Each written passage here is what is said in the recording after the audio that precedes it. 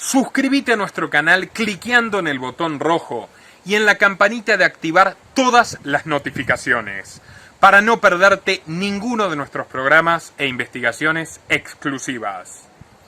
Querido Tomás, muy bienvenido. Aquí tenemos al autor de mi canal de YouTube favorito.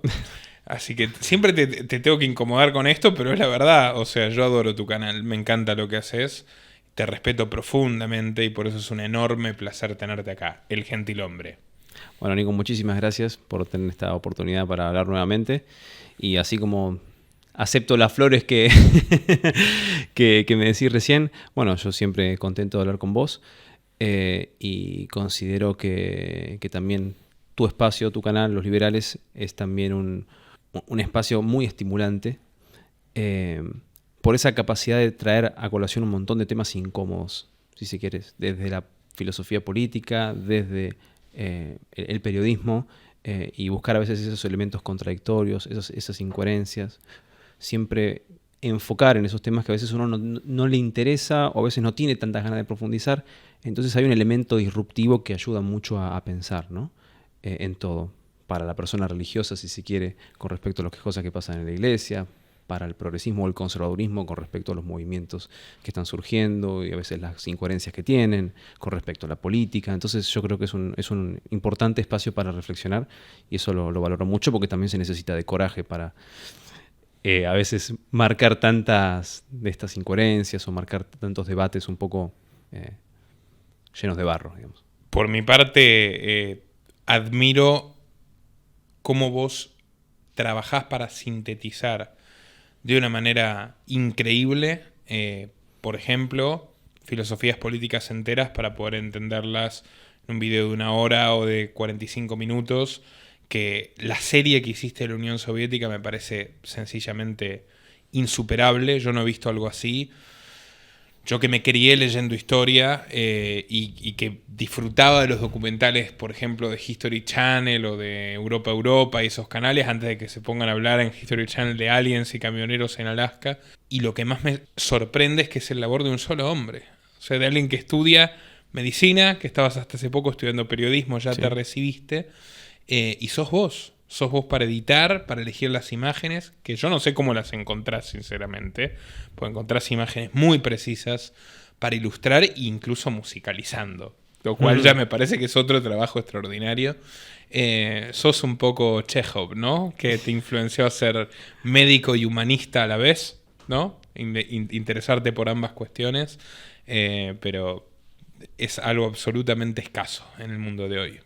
Bueno, te lo agradezco mucho. Estábamos hablando antes de grabar, yo admito que debe ser una especie de obsesión que tengo hablar contigo, porque no hay muchas otras personas con las cuales conversarlo, por lo menos a mi alcance. Un tema que es muy recurrente, ¿no? Que es el cristianismo, la religión y su influencia en la política y en la economía.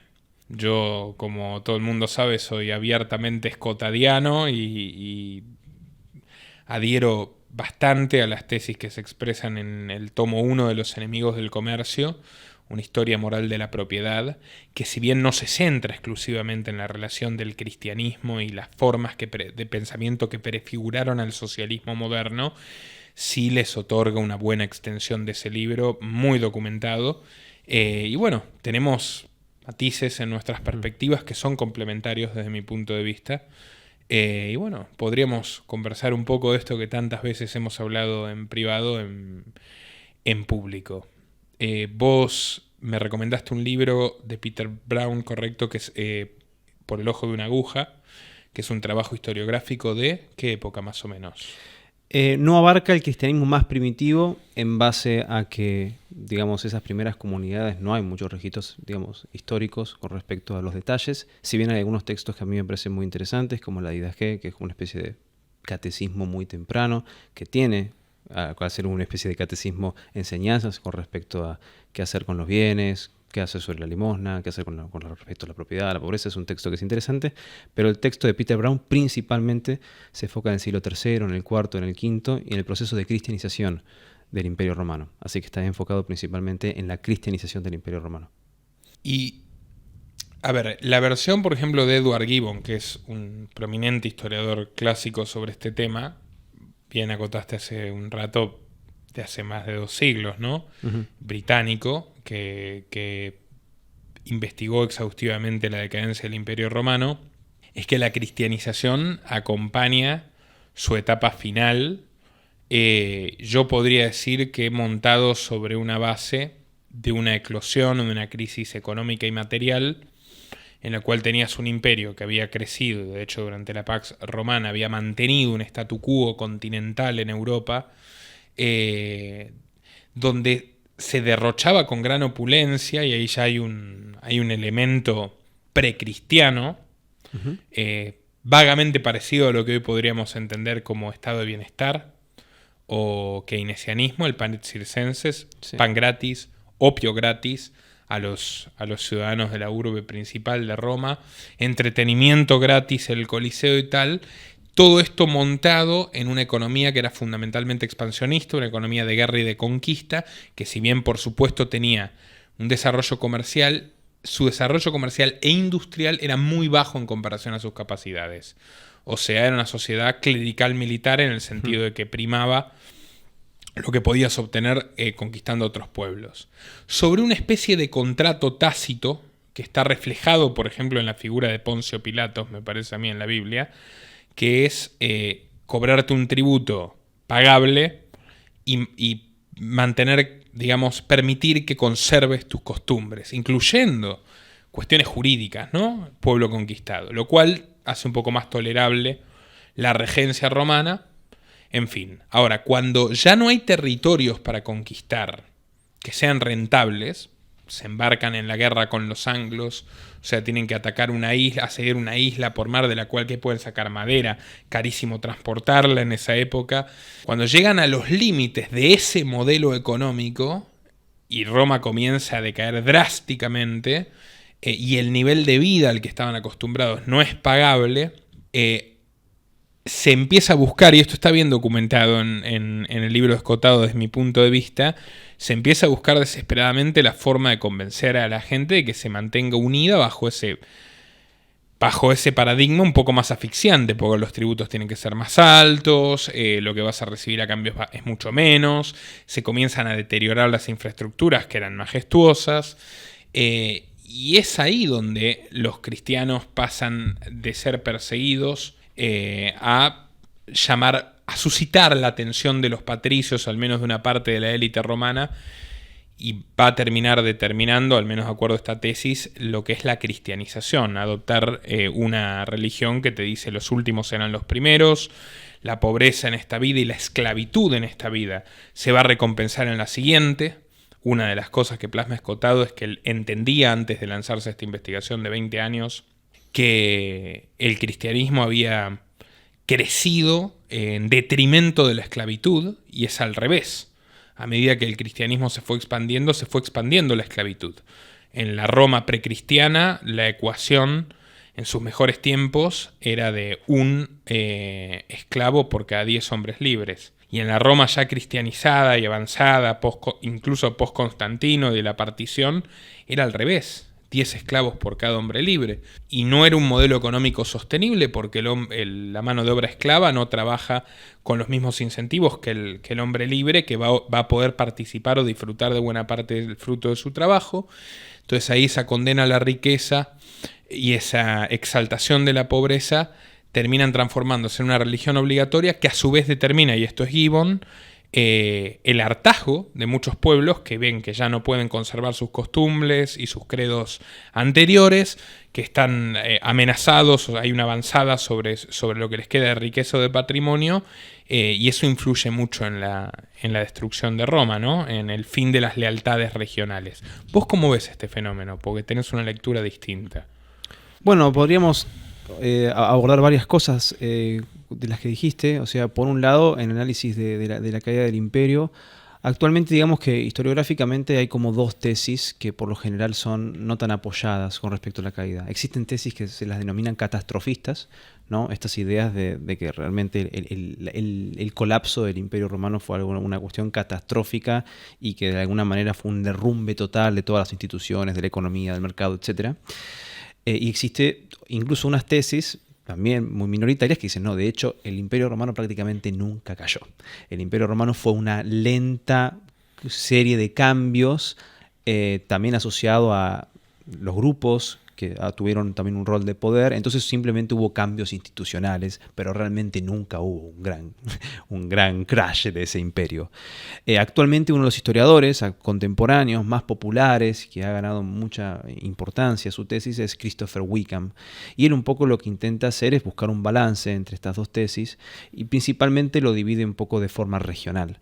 Por ejemplo, la tesis catastrófica verdaderamente fue así, por ejemplo, en la isla de Gran Bretaña, ¿no? O sea, la caída del Imperio Romano en esa zona fue especialmente catastrófica. Y estamos hablando de que, por ejemplo, incluso desapareció el dinero durante siglos, ¿no?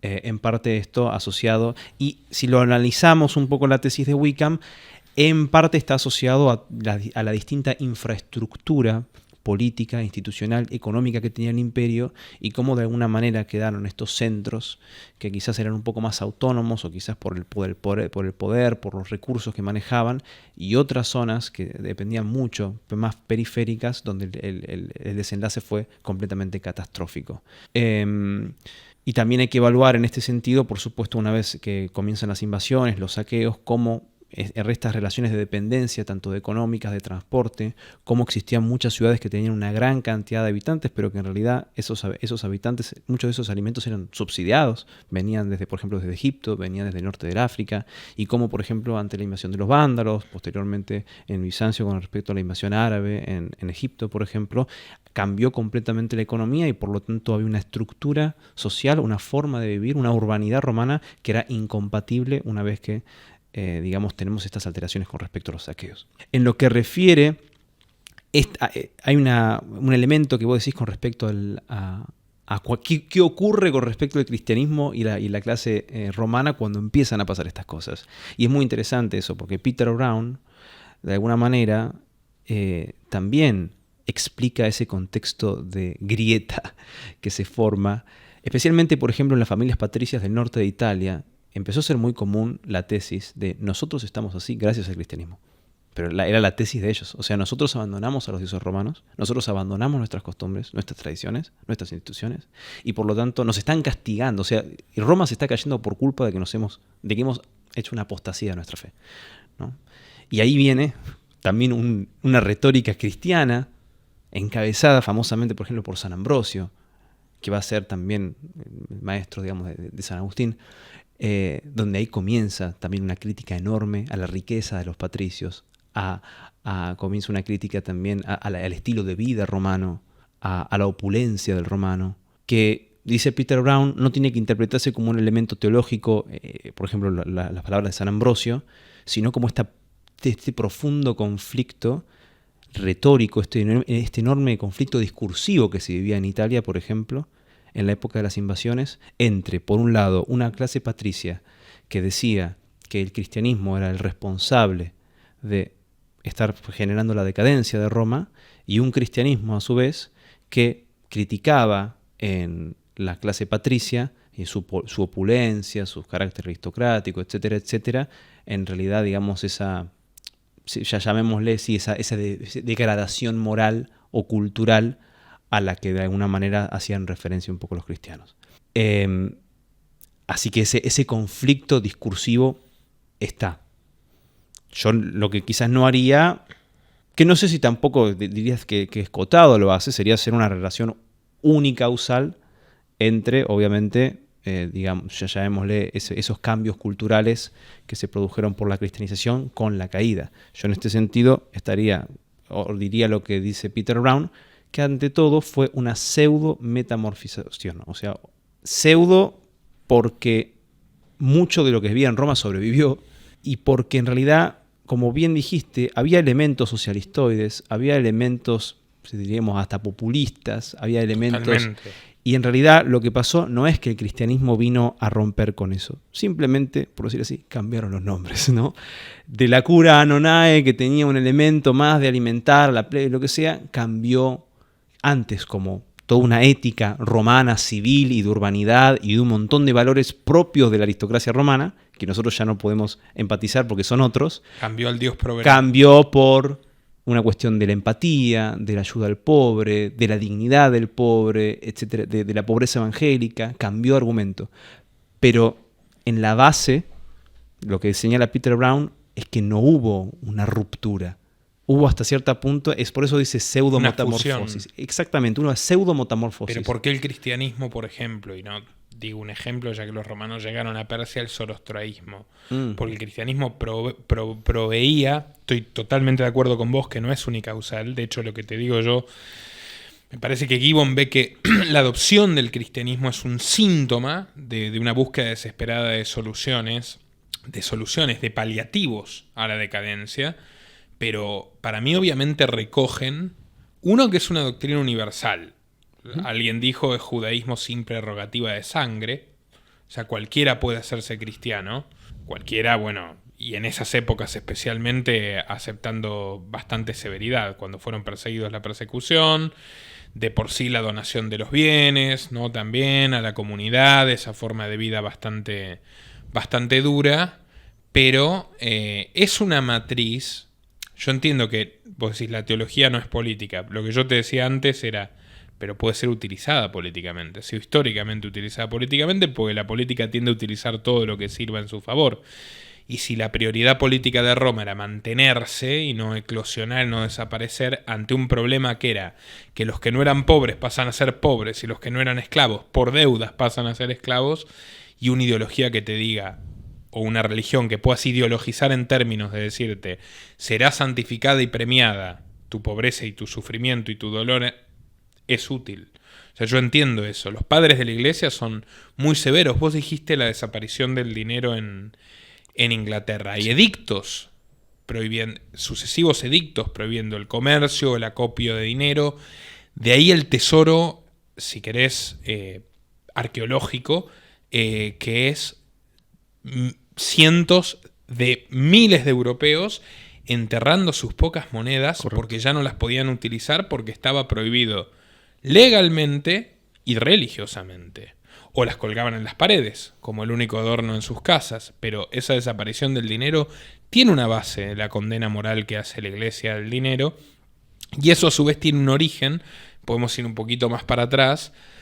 Vos decís, había en el pensamiento antiguo rasgos socialistas, ahora lo vas a desarrollar, o protosocialistas, o filosocialistas, pero en el caso puntual del cristianismo, o sea, hay un origen en la secta de los esenios, que dentro del judaísmo eran quienes, si querés, los antagonistas de los fariseos, quienes veían de manera más, repudiaban con más fuerza la vida mundana, lo material, la riqueza, el placer, todo lo que significaba lo pasajero, lo perenne, lo perecedero, y que al principio se aislaron del resto de los judíos y vivían en el desierto y se practicaban sucesivos baños de pureza y vivían en una pobreza extrema.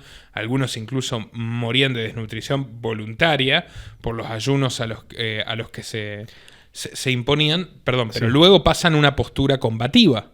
O sea, que Juan el Bautista, como figura histórica, forma parte de un movimiento de gente que dice, bueno, ahora vamos prefigurando lo que serían las guerrillas y la teología de la liberación 2000 años después. Ahora vamos a atacar a estos tipos que comercian, estos tipos que profanan el templo haciendo negocios.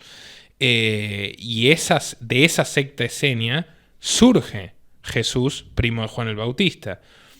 O sea, y ricos vuestra ropa está roída de polillas, habéis engordado para el día de la matanza, epístola de Santiago. Lo del ojo de la aguja admite muchas interpretaciones y las puedes comentar también, pero hay proclamas furibundas contra la propiedad, contra el comercio y contra la idea de la previsión, que si se quiere es la idea fundante de la acumulación de capital.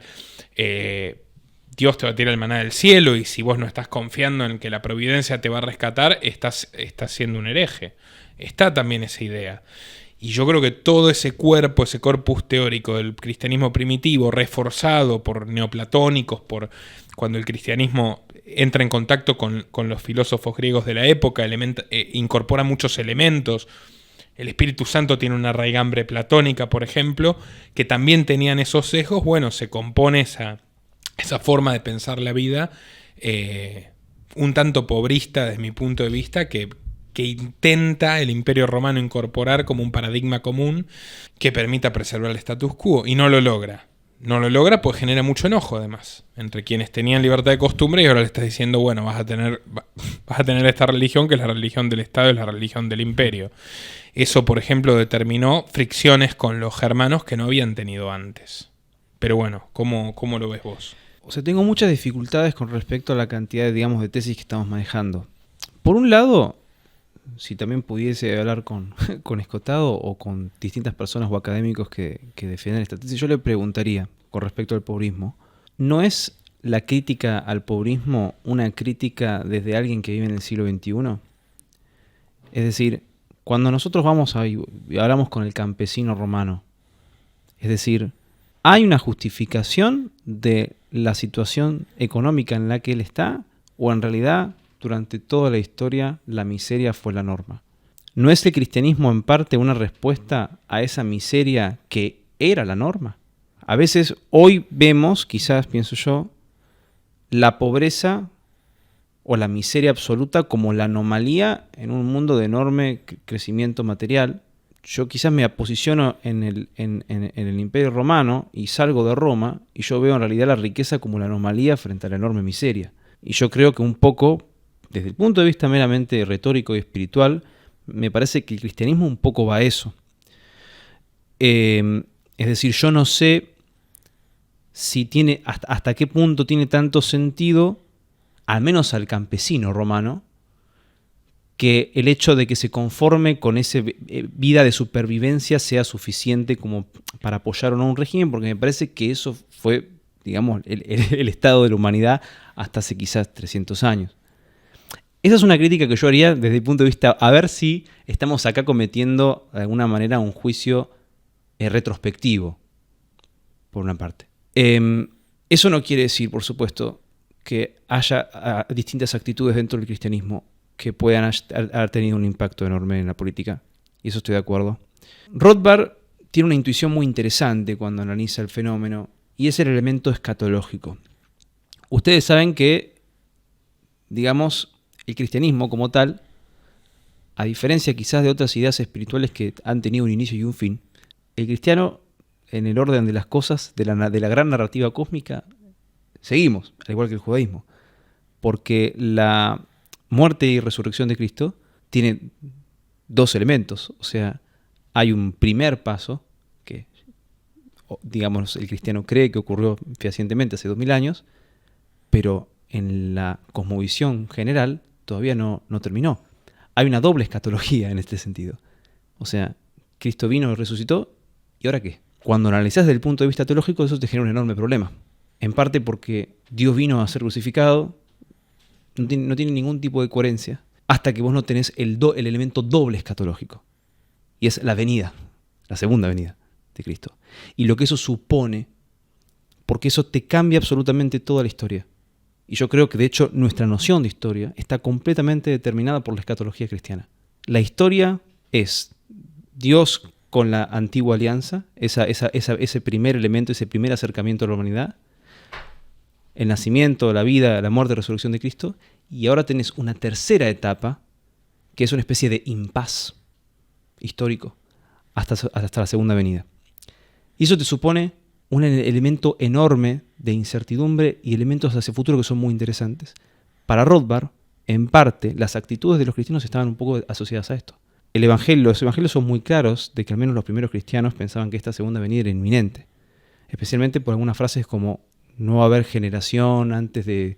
No recuerdo bien cuál era la frase ahora en particular, no estudié este tema justo para que estemos conversando ahora, pero hay una noción, por ejemplo, ahí de que el Cristo va a volver en la misma generación de que los que llegaron a conocerlo, haciendo una especie de entrega total de la vida material, por ejemplo, o una especie de crítica enorme a cualquier tipo de bienestar material, porque para ellos esa segunda venida y esos elementos, digamos, del fin del mundo iban a ser inminentes, iban a ocurrir en 50 quizás años, ¿no?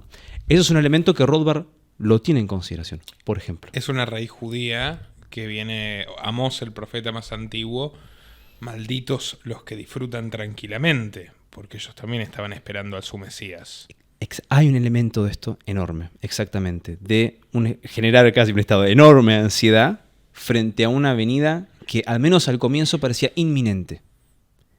Y después, lo que ocurre es los desarrollos de esa escatología, para mí tienen un enorme impacto posteriormente, ya a nivel de la creación de filosofías, incluso como a veces la mentalidad socialista o la mentalidad modernista en general. Y algunos incluso teólogos católicos como Henry de Lubac hablan incluso de cómo estas visiones escatológicas de algunos cristianos han tenido un impacto enorme en la modernidad. Por ejemplo, la idea del joaquinismo, ¿no? Un poco esta idea de que nosotros, tras la muerte de Cristo, tenemos 1000 años, ¿no? De un impas y que después va a venir una era del Espíritu Santo. Y esta nueva era, por ejemplo, no es muy distinto al concepto de la New Age. O sea, la idea de que nosotros vamos a entrar en un momento, en una nueva etapa, y esa etapa va a generar una especie de sociedad utópica. Ya estamos hablando ya en más términos políticos. Y mira, me suena increíblemente parecido al no tendrás nada y serás feliz y vendrá el gran reinicio. O sea, seguimos exactamente con la misma... Desde el punto de Joaquín fue condenado por un poco esta tesis, pero de todas maneras la tesis del o sea, se habla de un neojoaquinismo, esto es más o menos siglo XIII, claro, que fue secularizada. Pero vos ya tenés en la literatura cristiana y en la literatura que queda secularizada en la cultura occidental la noción de que nos espera una sociedad política y económica utópica, asociada a la escatología cristiana reinterpretada, secularizada, etc. Y muchas personas, académicos, cuando agarran y ven el socialismo utópico o el comunismo y agarran y ven estos textos escatológicos y entran en los debates cristianos como del milenarismo, del joaquinismo, de la escatología, dicen, acá hay un match. Acá estamos hablando prácticamente lo mismo. No veo diferencia entre la escatología cristiana y los debates del milenarismo y respecto al neojoaquinismo, y no veo diferencia entre el socialismo utópico y, por ejemplo, el comunismo. Y es una tesis académica que se sigue desarrollando. Esta idea de que en realidad la modernidad, incluso el socialismo, podrían, por decir así, tener una conexión con formas de la escatología cristiana secularizada. Pero permitime, Tomás, sí. O sea, si bien es verdad que más allá del cristianismo, tanto del judeocristianismo, sí, que es más heredero de los esenios, y que vio a Jesús como un profeta de carne y hueso, como del greco-cristianismo que incorpora elementos de la Santísima Trinidad, y es Dios Padre hecho hombre, y es el Espíritu Santo también, y todo esto que es lo que termina prevaleciendo en la doctrina católica. Pero más allá de esto concretamente, y de que hubiera escuelas griegas, por ejemplo, de pensamiento, los estoicos, los cínicos, ¿no? Y Diógenes Laercio y tal, que tenían un rechazo por lo material, lo terreno, lo mundano, las civilizaciones precristianas, algunas civilizaciones precristianas, abrazaron el comercio, la prosperidad, y consecuentemente, porque esto está detallado de manera sustantiva en el libro de Escotado, fueron sociedades más bien tolerantes, no perfectas de ninguna forma, no libertarias de ninguna manera, pero fueron sociedades más bien tolerantes porque hay una lógica que tiene que ver que en el comercio, el intercambio y lo diferente, vos te amalgamás con otras culturas, tenés más apertura al diferente, te tendés a admitir o estás obligado a admitir nuevas ideas, innovación, forma de pensamiento. Persia de Ciro el Grande. Alguien que siglos y siglos antes de Cristo dice, primero prohibida esta novedad espartana y asiria de la esclavitud. Un hombre no puede pertenecer a otro hombre. Y ahí hay una concepción, si querés, un poco utilitaria, que está presente a lo largo de la historia, de el hombre esclavo rinde menos. O sea, esa idea, ¿no?, del propio interés que moviliza a la gente, que la recoge Smith y la populariza con el tema de la mano invisible, es muy anterior. Pero después también dice, bueno, y aquí el que quiera que profese la religión que se le antoje mientras no se le imponga a los demás. Persia, insisto, de Ciro el Grande. Y al mismo tiempo no le van a cobrar tributos ni ponerle trabas a la gente que ejerce un negocio, una empresa dentro de mi territorio. No va a haber aduanas interiores, ponele. No voy a permitir vasallajes de ningún tipo. O sea, al mismo tiempo es libertad religiosa, libertad de comercio y prohibición de la esclavitud. O sea, serás hombre libre, tendrás que trabajar para ganarte tu pan y creer en lo que quieras. la prosperidad que generaron esas bases sociales, o esas bases sociales, esas bases políticas, o esas bases políticas quizás ya acompañando la prosperidad, fue inmensa. Luego vos tenés Atenas y tenés todos estos pensadores que se podían permitir pensar en el desprecio de la vida material sostenidos por algo. O sea, no comían aire. ¿Qué permitió que florezca en Atenas esas generaciones sucesivas de filósofos, científicos y artistas que cultivaron disciplinas que hasta el día de hoy tenemos que reconocer ese aporte enorme que hicieron? En una ciudad de 300.000 habitantes, en un territorio montañoso, un tanto adverso, que es el de Grecia. Bueno, que eran los mejores productores de cerámicos, los mejores productores de vinos, que exportaban a todo el Mediterráneo, que tenían la mejor flota mercante, o sea, era una sociedad totalmente comercial, donde la mayoría de los hombres eran libres, donde los esclavos podían comprar su libertad.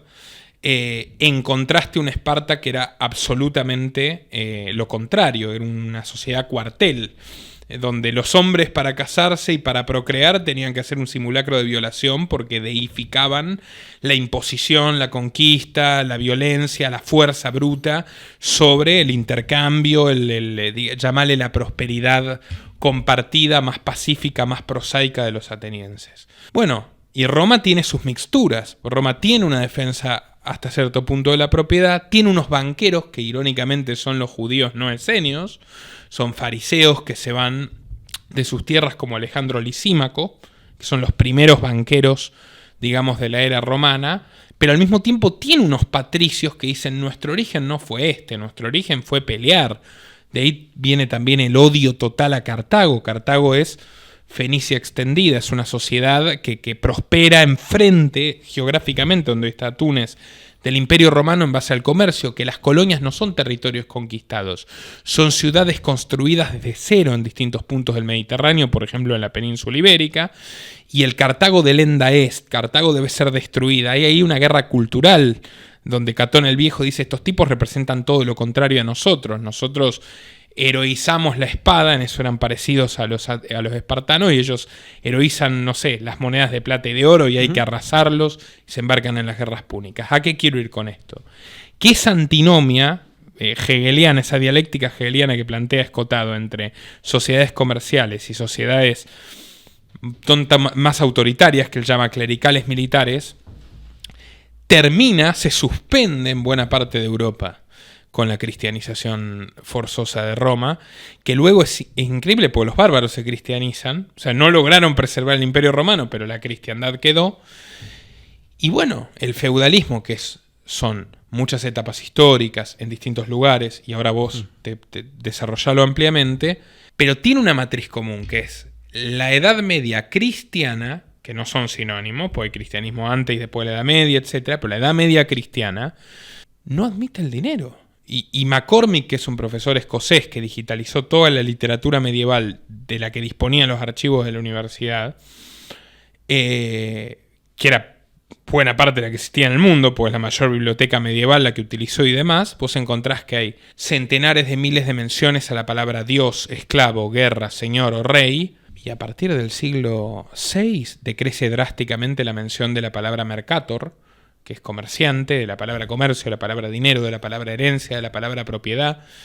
La Iglesia abiertamente se involucra en evitar que se pueda comprar y vender la propiedad, y ese es un rol importantísimo en el feudalismo, porque lo tuyo no es exactamente tuyo, y si vos lo vendés de repente vas a estar perjudicando a tu familia. Y esas son premisas que están ahí plasmadas con los edictos de los papas, de los obispos, en los enemigos del comercio. Y yo veo que tuvieron su rol en inmovilizar esa imagen, esa sociedad que estaba esperando la nueva venida, y en el interín sufriendo peste, hambre, etc. También es cierto que aunque no anularon de ninguna manera el conocimiento, lo concentraron. Y llegás a un emperador analfabeto como Carlomagno, cuyo hijo Luis el Piadoso, que era cura y santo y sí sabía leer, y le dictaba la letra, le dijo, mirá, terminemos con esto definitivamente y prohibamos las pocas expresiones de comercio que quedan. Entonces hay un brete donde la pobreza se va profundizando, se va expandiendo y va creciendo con toda una coyuntura ideológica alrededor. O sea, ya era pobre antes Europa, antes de que Roma se cristianice, se estaba empobreciendo por un modelo económico fracasado, pero se fue empobreciendo cada vez más. Ves los bizantinos que eran cristianos, y vos hiciste una serie de la historia del dinero donde hablas de Bizancio, muy interesante, pero no tenían esa visión. Ellos sí siguieron comerciando y tienen una opulencia y una prosperidad bastante notables. Ves a los árabes de las taifas y demás, que también tenían cierta tolerancia a las religiones del libro, a judíos y a cristianos, que mantenían el comercio, desarrollaron todo tipo de inventos, generalizaron lo que heredaron de los griegos. En cambio la iglesia lo superconcentró y la mayoría de la población se acostumbró a la miseria. Yo creo que con la idea esta que vos decís, esperando la nueva venida, que es lo que importa, lo que nos pase ahora no importa tanto. ¿Qué pensás de eso? Bueno, o sea, por un lado me gustaría dedicar unas palabras vamos a ordenarlo de forma cronológica con respecto a las cosas que fuiste diciendo, desde los esenios hasta, si quieres, la Edad Media. Para quienes no estén familiarizados con respecto a los esenios, nosotros, gracias a un historiador más o menos contemporáneo al siglo I, contemporáneo también a los apóstoles de Jesús, que se llama Flavio Josefo, sabemos básicamente un poco de la época en la provincia de Judea, ¿no? Y nosotros sabemos que existían grupos como los fariseos, como los saduceos, y este tercer grupo, los esenios, que como no son tan mencionados y por lo tanto no estamos tan a veces familiarizados con respecto a ellos. De hecho, no se sabía mucho de ellos, salvo lo que decía Flavio Josefo. Flavio Josefo, aclaro por las dudas. Era judío. Sí, era judío, y no es que todo lo que él diga los historiadores consideran que es 100% cierto, como siempre, pero todo cambió mucho con respecto a los textos del Qumran y todos los textos que se encontraron en el Mar Negro. No recuerdo bien la ubicación específica. Básicamente se encontraron en unas vasijas, algunos textos muy antiguos, bibliotecas enteras, comunidades muy similares a monasterios con una gran cantidad de textos, y dijeron: acá hay una gran match, acá hay una gran semejanza de lo que nosotros creemos de estos grupos esenios con respecto a esos libros. Entonces eso nos abrió, si es a ciencia cierta, digamos, muchos de estos libros pertenecen a ellos, nos abrió de estos grupos que era relativamente desconocido. Ahora sabemos un montón de ellos. Y también aparentemente sabemos por qué se separaron un poco del resto. Hasta donde yo he estudiado, es un tema que todavía estoy estudiando, fue ante todo un dilema religioso. O sea, este grupo era ultra conservador con respecto a temas de calendario, con respecto a temas rituales, con respecto a los lavados que se hacían, y principalmente la motivación con respecto a separarse y a su comportamiento sectario fue ante todo religioso. Y eso es lo que yo, en primer lugar, quiero, por ejemplo, marcar con respecto a los esenios. Los esenios ante todo fueron una secta religiosa, ¿no? Quizás comunistoide en un segundo plano, pero ante todo una secta religiosa. Cuando nosotros, para mí, desde el punto de vista, yo cuando quiero analizar la historia, yo tengo que entender un poco la mentalidad de esa gente para no, con respecto a las palabras actuales, generar confusión. Si yo voy a un monasterio, yo puedo decir: esta gente son comunistas. No está del todo mal, porque quizás en el monasterio comen todos juntos, viven todos juntos, trabajan todos juntos, se dividen, se visten iguales. Esto es comunismo, quizás.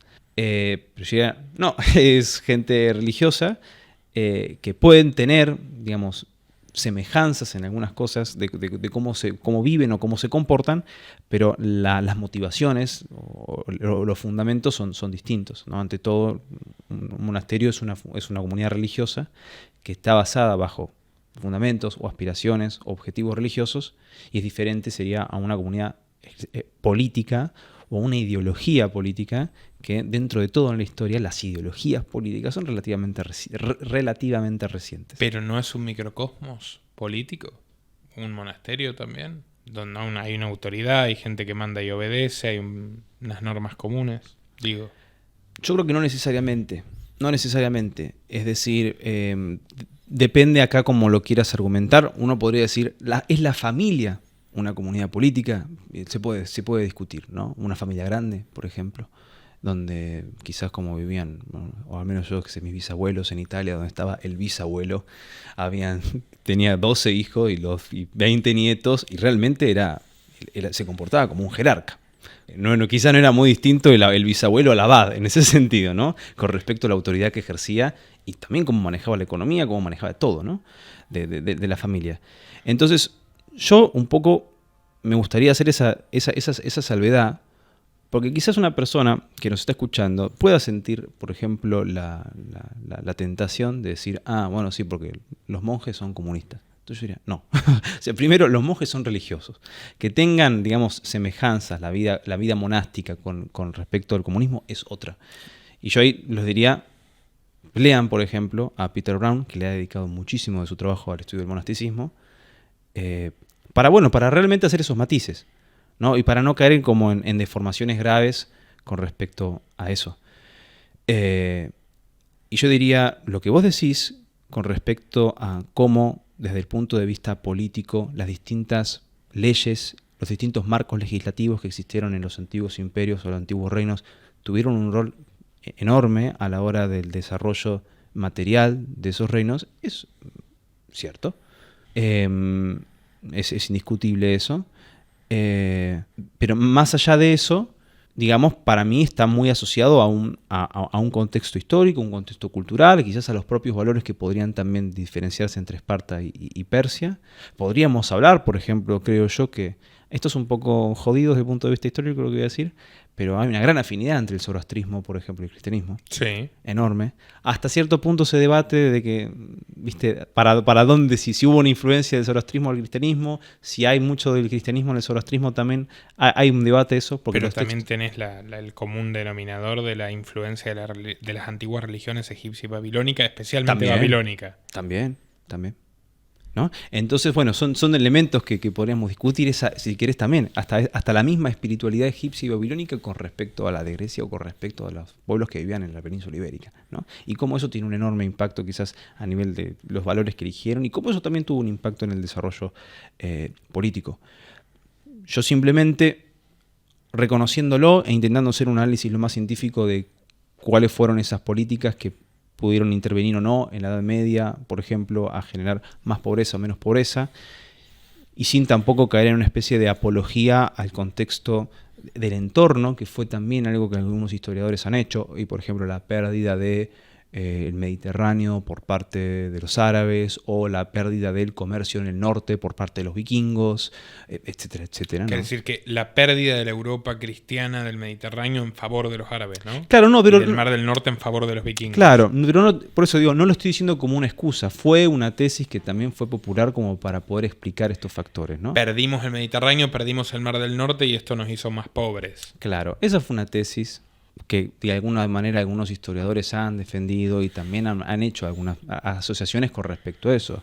Si realmente la Iglesia, por ejemplo, tuvo un rol importante desde el marco de vista legislativo o moral, crear un enorme elemento con respecto al comercio, sí, yo simplemente lo que no haría es hacer una correlación absoluta entre cristianismo / socialismo, o decir cristianismo igual, por ejemplo, feudalismo, o etcétera, ¿no? Porque, digamos, no hay una correlación directa. No, el feudalismo es cristianismo y más, y el cristianismo trasciende por mucho el feudalismo. Y habría que evaluar también hasta qué punto el feudalismo tiene mucho de los elementos de las instituciones, por ejemplo, algunos tipos de instituciones germánicas, y hay mucho debate medieval sobre eso, por ejemplo. Pero justamente fíjate, Tomás, las costumbres germánicas antes de la conquista romana. Hay un capítulo que me gusta mucho, que es Unos bárbaros no tan bárbaros. De hecho, cuenta cómo los romanos llegan, ven a los pueblos germanos y lo primero que sienten es una terrible envidia. ¿Por qué? Porque los romanos estaban acostumbrados, más los que estaban en campaña, a comer pan, y ven que estos señores comen carne, leche, queso y pescado todo el tiempo, que están bastante bien abrigados porque tienen pieles y son pueblos ganaderos, pero además, fíjate, contra el estereotipo del bárbaro, que yo creo que hasta hoy nos debe influenciar, ¿no?, mucho del relato romano de las cosas. Hablamos lenguas romances al fin y al cabo, somos todos hijos de Roma, queramos o no, pero no eran gente especialmente violenta. De hecho, los germanos eran extremadamente hospitalarios con los visitantes, dirimían cualquier disputa judicial con cabras, o sea, no tenían ni pena de muerte, ni cárcel, ni mutilación. O sea, cualquier problema lo resolvían con una... No digo que esté bien ni mal, es descriptivo, con una cantidad de cabezas de ganado. Y fundamentalmente su forma política era una reunión de clanes o de familias para deliberar y unirse en tiempos de guerra y elegir rotativamente a alguien que los comande cuando había que defenderse de ataques exteriores. En otras palabras, era algo bastante parecido, si se quiere, salvando las distancias históricas, a la tesis anarcocapitalista. O sea, no tenían instituciones esos germanos paganos, prerromanos, precristianos. No creo que tuvieran instituciones que influyeran tanto después en lo que fue el feudalismo, que algunos libertarios conservadores católicos como Ancho Bastos dicen, cuidado, el feudalismo fue una era de descentralización política. Yo no estoy tan seguro de eso. ¿Por qué? Porque es verdad, es una era de aislacionismo, donde se dejan crecer árboles en los caminos, donde se instituye siervo de la gleba es tierra, o sea, vos estás atado a la tierra, so pena de muerte, si vos te vas del feudo sin el permiso del señor, te pueden matar, y el beso del señor es lo que te reconoce como una persona con derecho a vivir, pero dentro de esa gleba, dentro de esa tierra. O sea, más allá de que hay un montón de átomos y unidades políticas pequeñas alrededor de toda Europa regidas de esta forma, no muy envidiable, o se hubiera preferido personalmente vivir en la Persia de Ciro, que era anterior, vos tenés una ideología común y una autoridad superior a la de los señores y superior en la etapa a la del emperador, que es la del Papa. O sea, esa Europa cristiana tiene unos lineamientos comunes dictados por la Iglesia a los que se tiene que subordinar el Señor. Y eso permanece así, yo creo, que hasta el surgimiento de la burguesía, que es una rebelión contra el orden feudal. El surgimiento de la burguesía, o sea, la recuperación de las urbes abandonadas que pasan a convertirse en burgos, es por parte de desertores de los feudos, de gente que pese a que es amenazada con la muerte por escaparse de esa tierra, pese a que es amenazada con la excomunión, con lo que significaba en esa época, además, porque era un acto de herejía, se van a buscar una mejor vida, se van desesperadamente huyendo de la peste, del hambre y de la miseria, y se amurallan para defenderse de que vengan a buscarlos los señores otra vez, y ahí reaparece el taller, también con el gremio, la división del trabajo, el comercio, la moneda, y ese es el surgimiento del capitalismo como lo conocemos. Los católicos dicen, como Ancho Bastos, y lo escucho hablar con un padre muy interesante, ¿cómo se llama? Vos lo sabés, Lo conozco, me encantaría también la oportunidad de hablar con él. Si no me equivoco, se llama Francisco. Realmente ahora no me estaría recordando el nombre bien. Me gustó mucho, me interesó mucho esa charla, porque ellos decían, por ejemplo, Ancho Bastos, el capitalismo también nace de unos valores cristianos que tienen que ver con la prudencia, la capacidad de postergar, ¿no? De ahorrar, de no consumir tanto, de tener un estilo de vida más bien austero, porque la base del capitalismo es el ahorro. Me parece interesante, pero también yo creo que el surgimiento objetivo del capitalismo tiene que ver con gente que escapó de los feudos. ¿Cómo lo ves? Hay que ser muy concreto. O sea, yo, no me gusta ser Perdóname, soy anárquico en lo argumental. Yo, soy anti de hacer generalizaciones, y con respecto a los análisis quiero hacerlo lo más concreto posible. ¿Cuál es el elemento importantísimo con respecto al cristianismo y la aparición del capitalismo, que es, hasta el día de hoy, no sé cómo lo pueden argumentar, es con respecto al interés? En principio, a priori, cristianismo e interés son incompatibles. Punto final. O sea, por lo tanto, cristianismo y capitalismo son incompatibles. Exactamente. Sí, en parte sí. Entonces quiere decir que, yo por ejemplo cuando estudié un poco los templarios y sus métodos de banco, lo que me pareció interesante, por ejemplo, lo que fue una alternativa en cierto sentido a esa prohibición enorme, pero al fin y al cabo es, ¿dónde está ese argumento con respecto al interés? Porque en principio, hasta donde yo sé, la condena al interés fue siempre muy, muy dura hasta que fue tan incontrolable que ella dijo, bueno, ya está. Pero nosotros nos olvidamos de eso, o en parte, no sé, ¿se entiende? Si para mí, si vamos con precisión quirúrgica a decir dónde está acá el elemento enorme, es el interés. No hay préstamo, no hay mucho grande movimiento de capital, no hay banco, no hay nada, si no podés resolver ese elemento ahí, que con respecto al comercio también, que para mí genera una importante incompatibilidad. Yo, por supuesto, con respecto al tema de los pueblos germánicos, A mí ni me tenés que Evangelizar. evangelizar con respecto a eso, porque yo, por supuesto, soy muy germanófilo. Considero que mucha de esa crítica a los germánicos viene un poco del iluminismo, esas ideas, o también del norte de Italia, esa idea de la crítica a lo gótico, a esa idea de lo bruto. Yo en eso, al contrario, creo que la libertad es en gran parte un aporte germánico. O sea, nuestra concepción de la libertad está muy asociada también a los valores de los pueblos germánicos. La libertad no es refugio, es intemperie. Considero eso. Pero no, cuando me refería, por ejemplo, al tema del feudalismo, yo lo escuché al medievalista Astarita, que creo que es, no sé si será hermano o primo de Rolando, Ajá. hablar, por ejemplo, con respecto estaba también criticando o analizando las distintas teorías con respecto a la caída del Imperio Romano y el surgimiento del feudalismo, haciendo un repaso historiográfico. Y, por ejemplo, él marcaba que Tácito, el historiador, hablaba con respecto a las tendencias de cómo se dividían las tierras los germánicos a la hora de la conquista. Y un poco de cómo muchas veces ellos tomaban la tierra y la dividían, pero después no querían absolutamente saber nada con respecto a otras cuestiones de administración. Y cómo el surgimiento un poco del feudalismo puede estar asociado con cómo los germanos solían conquistar, dividirse y administrar las tierras. Cuando yo me refería un poco a las instituciones, hablaba un poco pensando en eso. No tanto en los valores, o sea, yo estoy de acuerdo, o sea, no es que los romanos tenían los valores buenos y los germánicos, por ser bárbaros, tenían los valores malos, sino que, por ejemplo, independientemente del cristianismo, esas tendencias de cómo los germanos conquistaban, se dividían las tierras, las administraban, hasta elementos de cómo ellos incluso se dividían las tierras por hijos, ¿no? Hablamos, por ejemplo, notemos esto, hablamos de la descentralización. Teníamos toda Europa cristiana unida bajo Carlomagno y se fue dividiendo en base a los hijos. Nota cómo hay un valor, o sea, una Francia media, una occidental, una oriental, ¿no? En la división del imperio carolingio.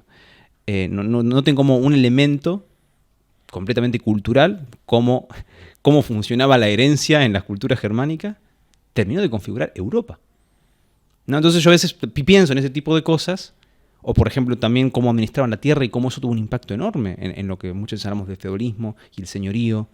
Entonces, yo, si bien creo que es muy importante que todos los cristianos presten mucha atención a todas estas cosas que estás diciendo vos con respecto a los argumentos, a las críticas morales que hizo la Iglesia a elementos, vamos al obvio, al interés, por ejemplo, que es una barrera enorme para vivir hoy en sociedad, digamos. Y a la acumulación. ¿A cuál, disculpa? Y a la acumulación. A la acumulación. O sea, el sí, ahorro. Sí. También. Y eso lo tienen que abordar.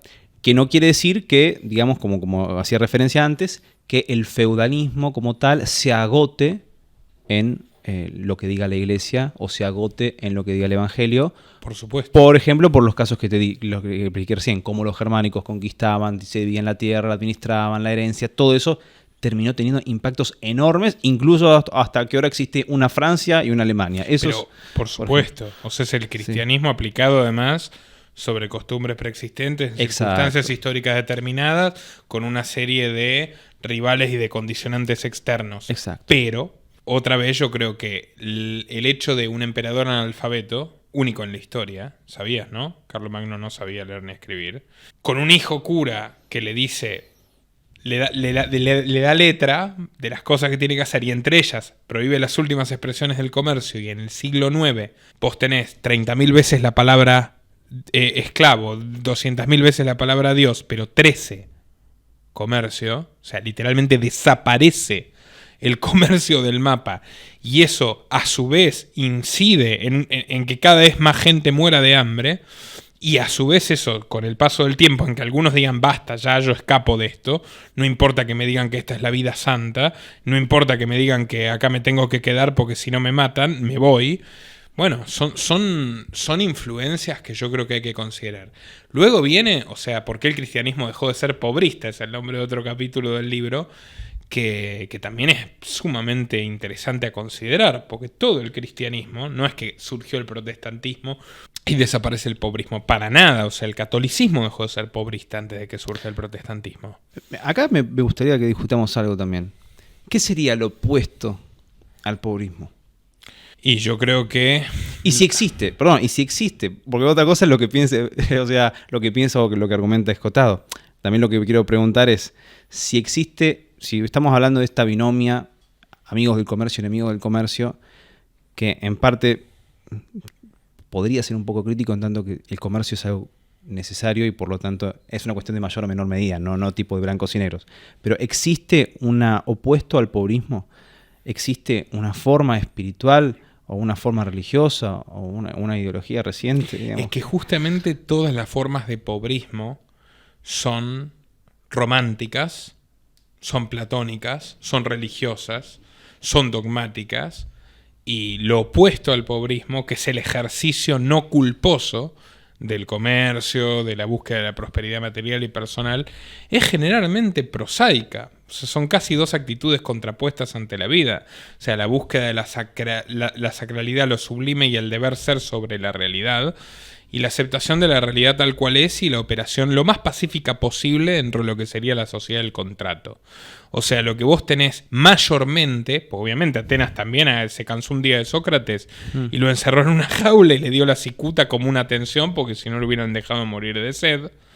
Obviamente que no eran sociedades, repito, completamente libertarias o completamente mercantiles y pacíficas e idílicas, no tendrían esclavos si fueran idílicas, pero la relación que establecieron con la propiedad del comercio en los hechos, que fue una relación, si se quiere, más sana, mucho menos culposa y tal, es lo que determinó su inmenso desarrollo tecnológico y cultural, y donde se riñó por razones religiosas con el comercio y con la propiedad y con la acumulación. Pues la propiedad, por ejemplo, lo que te decía, los padres de la iglesia dijeron, no está bien vender la propiedad, porque no es tuyo, en el fondo te lo dio Dios y no a vos, sino a tu familia. Eso subyacía en la intransabilidad de los bienes durante el medioevo. Ese era el principio casi fundamental de que desaparezca la compra y la venta y vos solo puedas expandir el patrimonio conquistando tierra de otro señor, con extrañas alegaciones, a veces religiosas.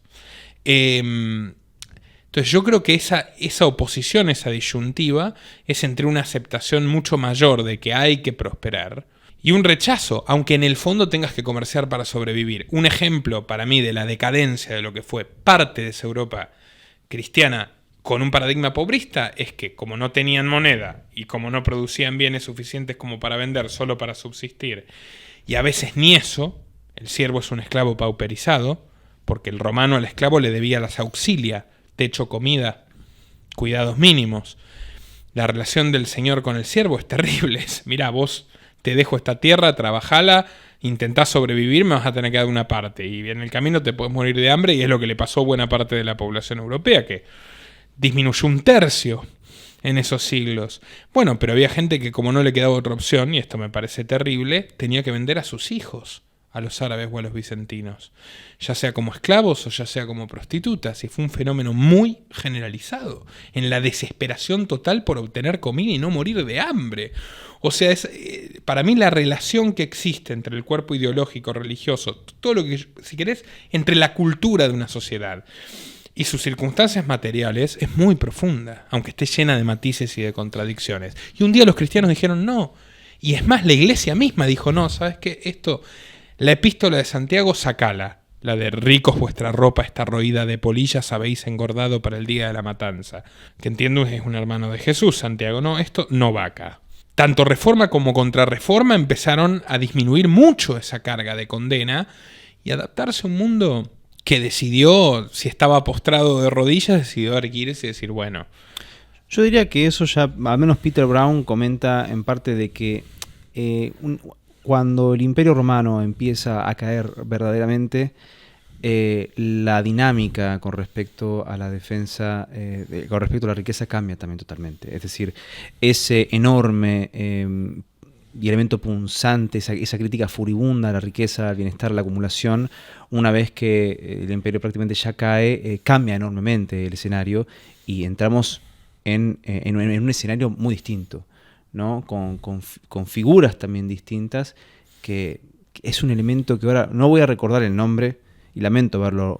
No sé si el autor fue Marcelino y no recuerdo bien cómo se llamaban estos cristianos que se comportaban de forma media de guerrillera con respecto al tema del impositivo y al tema de la esclavitud. Esto creo que es siglo V. Que muchas veces el medievalista que está siempre en YouTube, Félix Rodrigo Mora, creo que se llama. Sí. Que a él le encanta traer... ¿Está vivo? Sí. Que a él le encanta traer ese tema a colación, porque igual creo que defiende... O sea, él porque argumenta estas tendencias más... tanto socialistoides, evangélicas, o sea, él quizás te daría la razón, pero estaría de acuerdo con esas ideas, ¿no?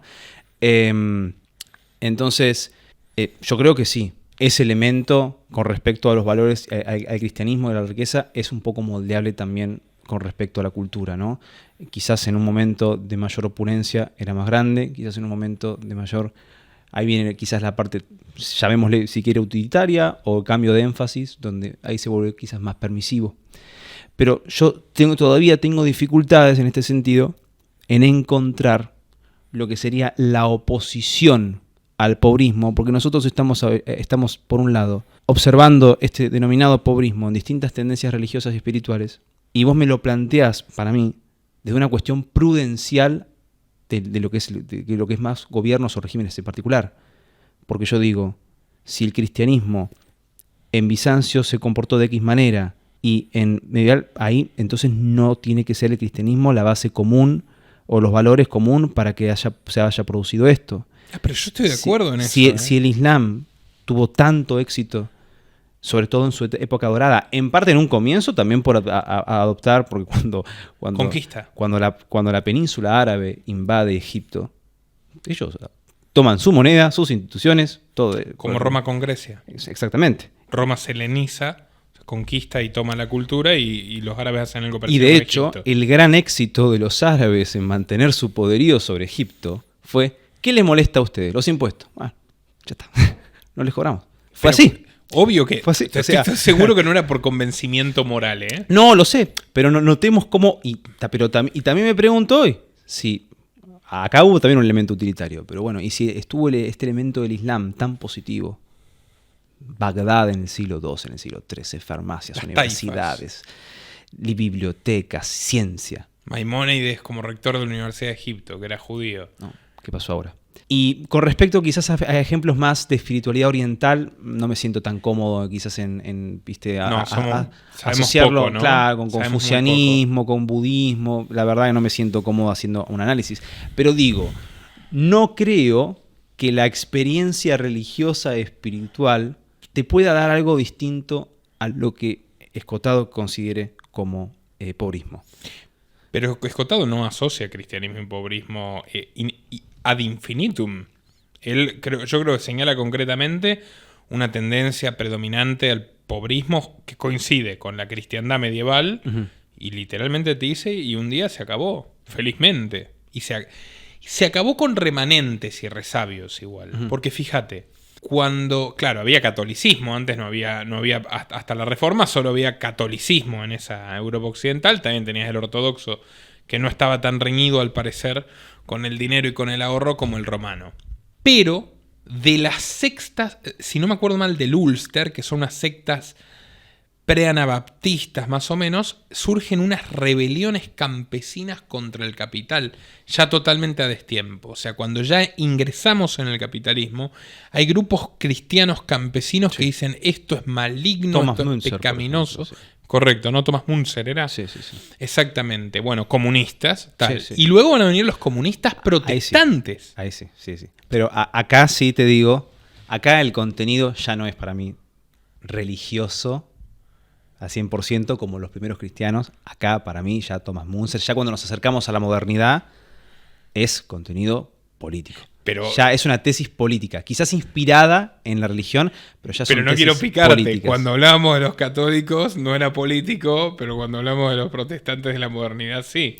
¿Pero qué católicos, Nico? No, estuvimos hablando de la Iglesia Católica, los padres de la Iglesia, todas sus restricciones al comercio, al ahorro, etcétera. Me decía, era religioso y no político, pero ¿por qué en la modernidad Thomas Müntzer, el comunista de las rebeliones campesinas, sí era político y anteriormente no? Porque él también hablaba de razones religiosas. No, pero o sea, esto lo puedo matizar. O sea, con respecto a lo de San Ambrosio, por ejemplo, y su enorme y crítica furibunda a la riqueza y aristocracia, Peter Brown considera que ante todo no es un tema religioso, sino un elemento en esa crítica de cristianismo versus y religión romana y sus consecuencias.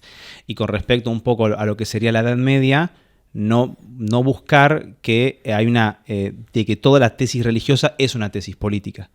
Yo creo que ya cuando vamos entrando a la modernidad, ahí recién comienzan también los movimientos y las propuestas verdaderamente políticas. Y eso es algo que no digo que sea ni bueno ni malo. De la misma manera que yo diría no existe liberalismo en la antigüedad. No, pero ¿No? estamos hablando, mira, vos me decías, ¿qué es lo contrario del pobrismo? Sí. El pobrismo puede entenderse como protosocialismo. Marxista se enojaría, porque me diría que no, que él quiere riqueza colectiva, prosperidad colectiva, etcétera. Yo también tendría que criticarlo a Marx, porque él cuando analiza algunas sociedades antiguas, y no recuerdo bien si en Ur no era. Hay unas comunidades, no sé si estaban en Persia, no recuerdo bien, de hace 8.000 años, es un montón. No me va a salir el nombre porque no leo de este tema hace quizás un año. También habla de un protocomunismo. Pero obviamente acercan el agua para su molino. Viste que en el origen de la familia, la propiedad y el Estado de Engels hay una fuente. O sea, y no era la única, era la que les daba la razón. En realidad era la que buscaban para confirmar sus tesis. No, yo creo, obviamente que no había capitalismo en el sentido moderno, no había socialismo en el sentido moderno, pero si querés, para mí la antagonía histórica tan interesante de la que estamos hablando es protosocialismo y protoliberalismo, o presocialismo y preliberalismo, características que pueden no ser sistemáticas, pero que están presentes en unas sociedades y determinan una realidad material y una libertad cultural, una prosperidad material y una libertad cultural, o una falta de libertad cultural y una falta de prosperidad material, que hasta podría ser la variante pragmática. Los árabes, que vos acabas de decirlo, no cobrarle impuestos a los egipcios para poder sacar lo mejor de ellos, una decisión totalmente pragmática, pero sus resultados son determinantes. Como los romanos, un día dejamos... Era parecido a los romanos. Un día subimos los impuestos y no les dejamos más tener libertad de costumbres y el imperio se nos desintegró. Quedó la religión única, pero el imperio se desintegró. Habitualmente cuando cualquier persona habla del enorme impacto del cristianismo en la cultura, en la política, en la libertad o incluso en la ciencia, no lo hace muchas veces por estas cuestiones más puntuales históricos, sino por de alguna manera un elemento más fundamental aún, ¿no? Y es la tradición judeocristiana, en contraste con las distintas formas paganas, genera una gran ruptura entre el orden político, el orden natural y como un orden sobrenatural. Está como bien separado las cosas. A diferencia quizás de la propia cultura romana o la propia cultura egipcia, donde lo religioso, lo político y lo natural existía todo como en conjunción, ¿no? Hasta cierto punto, ¿no? El emperador y la divinidad no estaban en cierto aspecto tan separados. Y darle al César lo que es del César, Dios, y a Dios lo que es de Dios, para vos lo divide. Eso es lo que te dirían de forma más elemental, que el enorme impacto un poco del cristianismo ha sido eso.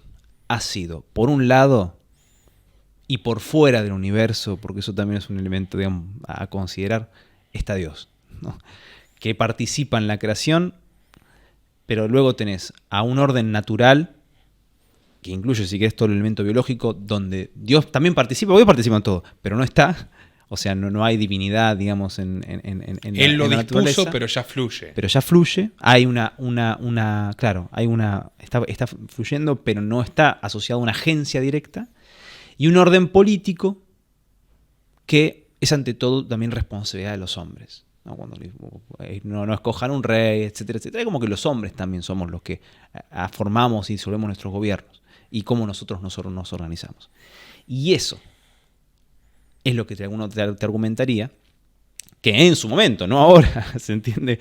En su momento fue muy disruptor y terminó favoreciendo incluso, por ejemplo, o sea, en el ámbito político, la distinción entre justamente que los gobernantes no están asociados en principio con el orden divino, se podría argumentar. Desde el punto de vista de la naturaleza, de que todos los procesos biológicos no hay una agencia directa de Dios y que por lo tanto hay un estudio y una observancia que le da origen un poco al método científico. Esto también también esto lo incluyo al Islam luego, ¿no? O sea, en principio es lo mismo. Vos me estás diciendo, la religión abrámica engendra de alguna forma la separación entre la iglesia y el Estado. El Islam no. El Islam no. Sí, pero también está bien, pero también hubo teocracias cristianas de todo tipo y duración. O sea, hay un elemento teocrático en el feudalismo, que es que el señor feudal no va a desobedecer al papa ni al obispo, y eso lo convirtió en un prototipo de gobierno mundial del mundo conocido, a la iglesia durante mucho tiempo. Y después tenés, a posteriori, mirá, Calvino. O sea, ya tenés casos de teócratas cristianos en territorios determinados, abiertamente, formalmente teócratas. Bueno, acá yo sí estaría de acuerdo con Bastos, de que ha sido fundamental para el desarrollo, digamos, de una sociedad libre, este elemento de competencia estamentaria en Europa y la idea de que uno tiene una autoridad política encabezada por el rey, una autoridad religiosa encabezada por el papa, y que uno queda un poco en el medio, y no es que eso sea bueno ni malo, sino que esa competencia, ese doble elemento con respecto al poder, y habría que agregar uno que desde el punto de vista para mí histórico es muy importante, que es el rol de la aristocracia, que luego se perdió, porque la idea es justamente que a su vez había una competencia entre el aristócrata y el monarca, cosa que luego se pierde, y para mí el absolutismo nace un poco de eso, ¿no? La aristocracia ya queda de adorno. Sí, pero esa competencia se unifican todos contra la burguesía y el capitalismo. Eso sí. Todos. La iglesia, el rey y la nobleza. Sí, sí, sí. Contra la posibilidad de que un plebeyo pueda ser más importante que ellos en base al mérito. Y no a derechos de sangre o divinos. Yo igual, o sea, David podría tener otra opinión. Pero con respecto a esa competencia que tuvo un rol enorme. ¿Sí? Y que hay casos de, por ejemplo, como el rey en Inglaterra. Yo alguna vez en mi canal los expliqué. Tomás, lo voy a decir mal. El arzobispo de Canterbury, que terminó siendo, por ejemplo, decapitado, asesinado en la iglesia, porque prácticamente no le permitía generar una monopolización del poder, porque en un momento se encontraba con la iglesia y eso generaba un choque. Eso se termina perdiendo igual. Y yo le hice mucho estudio a Felipe IV, la bofetada de Danieli, el secuestro del Papa, las extorsiones, en parte está asociado. Ahí en un momento ya se pierde eso. Sí, después Napoleón lo secuestró mucho más tarde, ¿no? Pero más allá de eso, Tomás, no es una relación tan tirante. Mira, Tratado de Tordesillas, el rey diciéndole a los dos imperios dominantes, la mitad del mundo es tuyo y la mitad del otro. Es político el Papa. Antes de la... Yo igual dije yo igual me extendí hasta el siglo XIII. O sea, sí, no hay duda. Para mí llega un momento, y el régimen Pernod quizás es interesante esto, llega un momento donde hay un monarca feudal que está bastante constricto tanto por la aristocracia como por la monarquía, y finalmente a eso del siglo XIII, a eso del siglo XIV, es el monarca quien le está mandando a la aristocracia y al papa. La expulsión de los árabes y los judíos, por ejemplo, en el siglo XV, ¿verdad? En España. ¿No te parece que es teocrática? Es teocrática. O sea, si vas a decir, acá va a haber una religión única, que es la católica, pues somos los reyes católicos investidos por Dios. Hay un elemento teocrático. El rey es una figura teocrática en la cristiandad también, hasta que surgen las monarquías constitucionales. Pero las monarquías absolutas tienen un elemento teocrático. Sí, pero yo no digo que no haya una... yo no digo que no estén separados. O sea, y quizás algunos amigos que compiten. Algunos amigos católicos te dirían lo siguiente. No es que incluso el católico te defiende la separación absoluta entre la iglesia y el Estado. Uh-huh. Quizás como católico no lo podés incluso defender eso, que haya una diferencia. Porque al fin y al cabo el objetivo del católico es que la política sea el reino social de Cristo. O sea, el reinado social de Cristo. Punto. No hay separación. Pero sí hay distinción. Y esa distinción a lo que es la historia ha sido importante. Lo que yo te decía del Islam es que hasta donde yo he leído y yo he reflexionado, no hay mucha distinción. Donde realmente tanto lo político como lo religioso están tan unidos donde cuesta distinguirlo. ¿Se entiende? Donde, digamos, la figura del profeta y la figura de incluso hasta las maniobras políticas o militares del profeta son una. ¿Se entiende? Uh-huh. Y ahí cuesta más hacer una distinción no quiere decir que no esté separado el cristianismo, pero una distinción clara entre este es el rol de la religión en la sociedad islámica, este es el rol político. Pero ¿no te parece que justamente lo que determinó también la separación de la Iglesia y el Estado no tiene que ver con circunstancias materiales, históricas, concretas, que hicieron que la gente se desapegue de la religión? Entonces los cristianos se desapegaron en un momento. Mira, yo creo que los árabes en las taifas, no estoy tan seguro de hasta qué punto regía la Sharia. Tenían una relación un poco ambigua. Eran muy pragmáticos, como vos dijiste con la conquista de Egipto. Los tipos decían, bueno, estaban muy, muy concentrados en enriquecerse, en controlar todas las rutas marítimas posibles, viste, las africanas, tenés todo el problema de los bereberes, que es lo que a la larga termina derivando en el descubrimiento de América. Yo no sé si estaban siendo especialmente rigurosos con la Sharia en esa época. Hay algunos teóricos que te dicen que de Capitalismo Islam Temprano es un libro interesante. Hay algunos teóricos que te dicen que de hecho, bueno, había como una relajación religiosa en pos de la búsqueda del progreso. Y yo creo que eso es lo que marca también a la revolución industrial.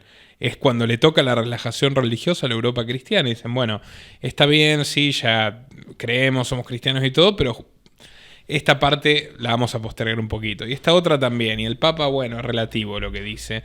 Y eso es lo que también determina la emergencia del progreso europeo por circunstancias que a otras religiones también le han tocado. Yo creo que si te apegás fanáticamente al Islam vas a ser un totalitario. Y si te apegás fanáticamente al cristianismo y el reino social de Cristo y tal, lo vas a tener que traer por la espada y también vas a ser un totalitario. Entonces, no sé, yo creo que incide mucho qué época te rodea, etcétera, ¿no? ¿Qué posibilidades tiene la gente de buscar otras perspectivas? Por supuesto. Y eso es algo que, al menos dentro de la propia experiencia religiosa del católico actual, está desarrollado. O sea, porque al fin y al cabo, el católico cree que existe un magisterio y que ese magisterio evoluciona con el tiempo. Y si hubo un error o un coso, hay espacio hoy para decir, nos equivocamos, no hay que hacer esto más, ahora de ahora en adelante tenemos que resolver las cosas de esta manera. Entonces, sí, para mí, como decís vos, hay muchos elementos que pueden, dentro incluso de un mismo mapa conceptual, generar distintos resultados, y eso no es determinista ni de hoy ni del futuro, en el sentido de que puede cambiar. De igual manera que yo considero que, aunque existen diferencias teológicas muy importantes entre el Islam y el cristianismo, y que tienen una enorme repercusión hoy en día política, no quiere decir que el Islam no pueda tener también sus nuevos movimientos teológicos dentro de él que también lo cambian, ¿no? Y que permiten una nueva interpretación donde quizás esas distinciones entre lo político y lo religioso se hagan más claras y que quizás pueda ayudar también mucho al desarrollo de sus sociedades. Así que en ese sentido no soy determinista. Para nada, ¿no? Al contrario, me gustaría que eso también ocurra. Totalmente. Me encantaría. Y de hecho considero que los países occidentales deberían ser bastante tolerantes con los países islámicos que, pese a que no son del todo democráticos, están generando enormes avances, porque digo, ya que unos están tomando un camino que más o menos está yendo en una dirección correcta, intentemos, ¿no?, darle una palmada a la espalda y que sigan, y no esta constante crítica a que ninguno te convence, porque igual, obvio que este tema da para mucho, pero lo hemos hablado con vos alguna vez. Occidente se involucró activamente en la radicalización islámica y sí, no le gustaban el enorme laicismo que proliferaba en los países árabes en principio del siglo XX. Hicieron todo lo posible para boicotearlo y para evitar que haya un nacionalismo árabe como el nacionalismo europeo que determinó la consolidación de los Estados-nación en el siglo XIX. Y trataron de meter el factor religioso como divisivo para desestabilizar los hermanos musulmanes contra Nasser, que era un enemigo del Imperio Británico, y así, ¿no? Después Al Qaeda, etc. Sí. Una gran intervención occidental en la cuestión de la formación de movimientos teocráticos islámicos que sembraban el caos en esas regiones. Pero obviamente esa es la intervención, no es que es un proceso exógeno. Seguramente habría elementos que se me están escapando a mí que influyeron en que esas poblaciones se radicalicen y que hoy haya en algunos países musulmanes menos libertad que hace 50 años y menos libertad que hace 5 siglos. Lo cual da mucho para pensar. Y una cuestión, Tomás, viste lo de las sectas protestantes que decía, como que había remanentes comunistas en todo el cristianismo. Súper interesantes son todas estas sectas de dissenters como los Shakers, que se fueron a Estados Unidos y que, bueno, que hasta el día de hoy algunas de esas comunidades preservan un régimen de trabajo muy, muy, muy comunista, y tenés la cara el reverso son los cuáqueros que los ayudaron a escapar de Inglaterra cuando eran perseguidos, que al contrario, se abrazaron el comercio, el mercado, hasta el día de hoy manejan, no sé, Cadbury Quaker, la Merchant Advisor, que es la principal compañía transatlántica de mudanza de bienes de Europa a América. En fin, dentro del cristianismo anidan concepciones muy distintas. ¿Qué opinas de la figura de Lord Acton, por hablar de un católico súper liberal muy interesante? Yo estuve mucho tiempo, digamos, en la lectura tanto de Gabriel Zanotti como involucrado también con el Instituto Acton, y también observar, digamos, las distintas tesis que intentan, por decir así, compatibilizar tanto el liberalismo con el catolicismo. Luego de mis lecturas, yo dentro de todo sigo siendo bastante escéptico de todas esas tesis en general, y considero que sí hay un espacio para defender quizás la libertad, defender la dignidad humana, defender la descentralización política, ser crítico de los gobiernos, y que no necesariamente esté embaucada en la tradición liberal. Y quizás mi interés hoy en día va un poco más desde ese apartado. No intentar, por decir así, tampoco, evangelizar o cristianizar a autores que quizás no necesariamente son compatibles, o tener esa insistencia que no del todo es correcta, ¿no? No sé que si te llama la atención eso. No, pero me parece que Acton es... No sé, me parece que era muy católico, de madre alemana, ¿verdad? ¿No? Él, que era un noble inglés, y casi que lo excomulgan cuando se empezó a pelear con era León XIII, el papa del liberalismo es pecado, de esa encíclica. Pero él como que discute el dogma de la infalibilidad papal, es como que hace un enorme esfuerzo por sintetizar o por hacer compatible catolicismo y liberalismo, que le gustó bastante a Rothbard también ese planteo, porque Rothbard, aunque no era católico, era filocatólico. Y nada, por eso te quería preguntar tu opinión. Si te parece que él forzó demasiado las cosas, o que tenía un basamento en lo que decía. No, es decir, en general yo soy bastante, digamos, escéptico con respecto al alcance de la mayoría de esas tesis. A menos desde un punto de vista histórico.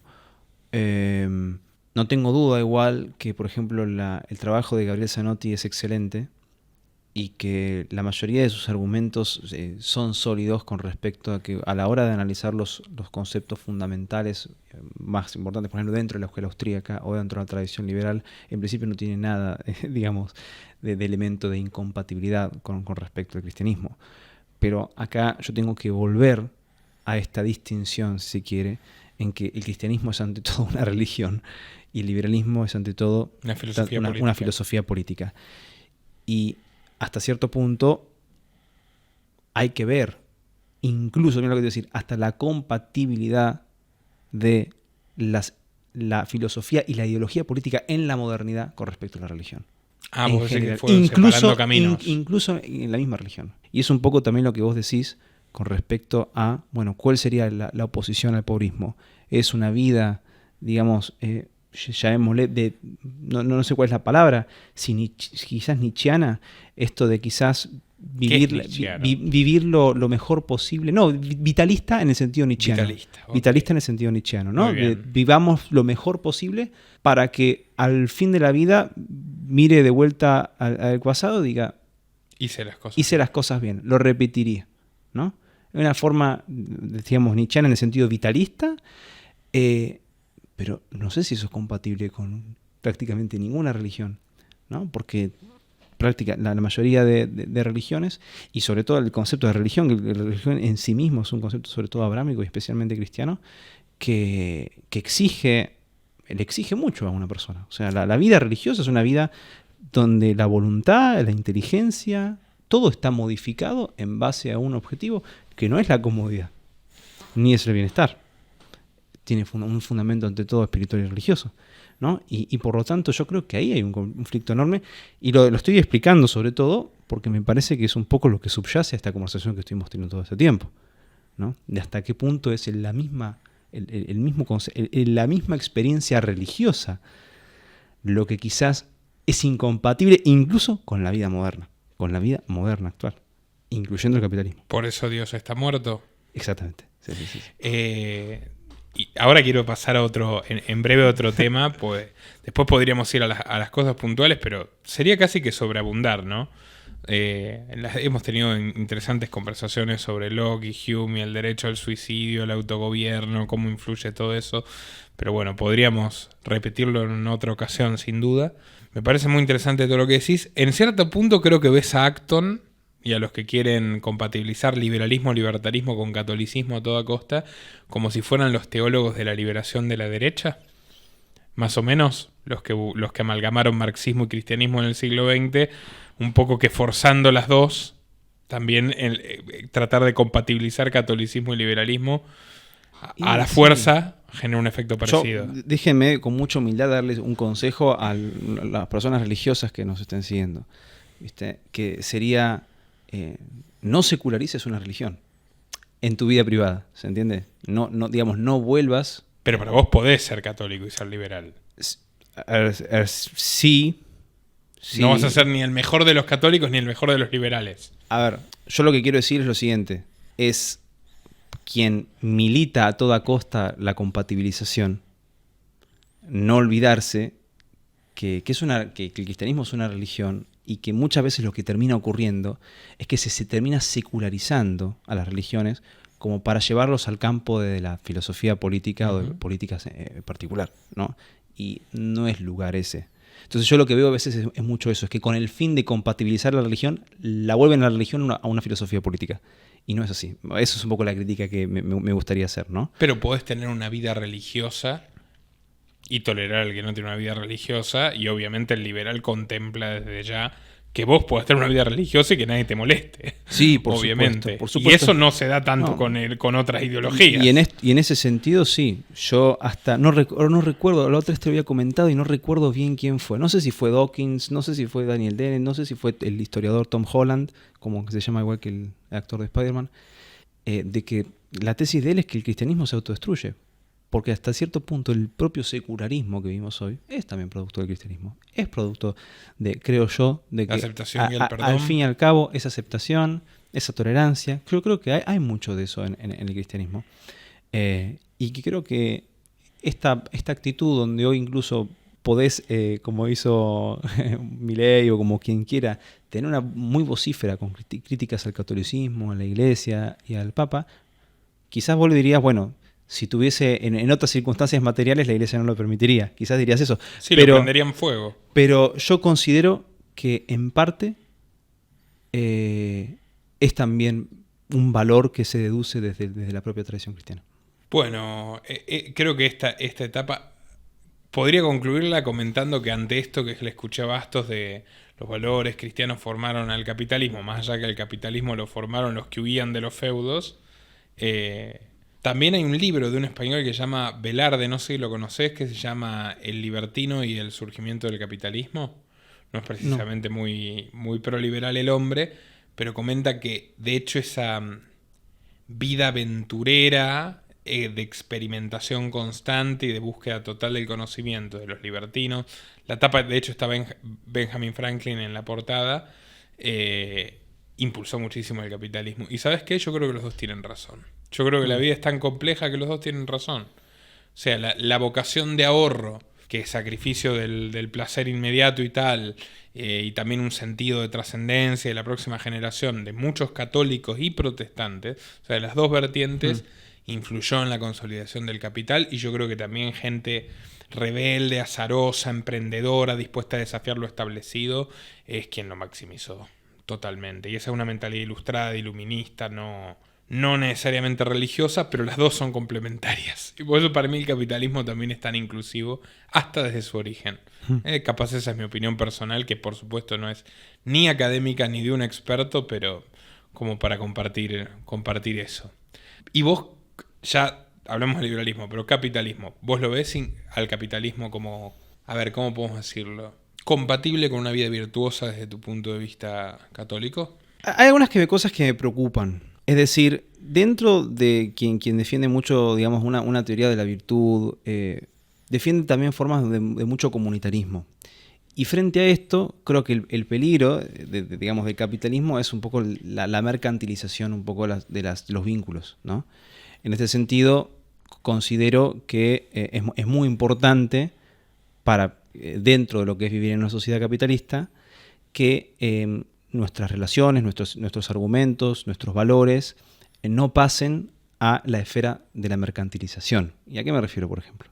A que nosotros creo que como sociedad o comunidad tenemos que tener valores muy claros, muy firmes, y no tenemos que dejar que, digamos, los movimientos, si se quiere, del capitalismo actual, esta volatilidad donde, por ejemplo, las empresas, por ejemplo, toman la decisión de viene el barco del progresismo, ¿no? Y quizás desde un punto de vista económico les parezca redituable hoy o mañana sumarse, ¿no?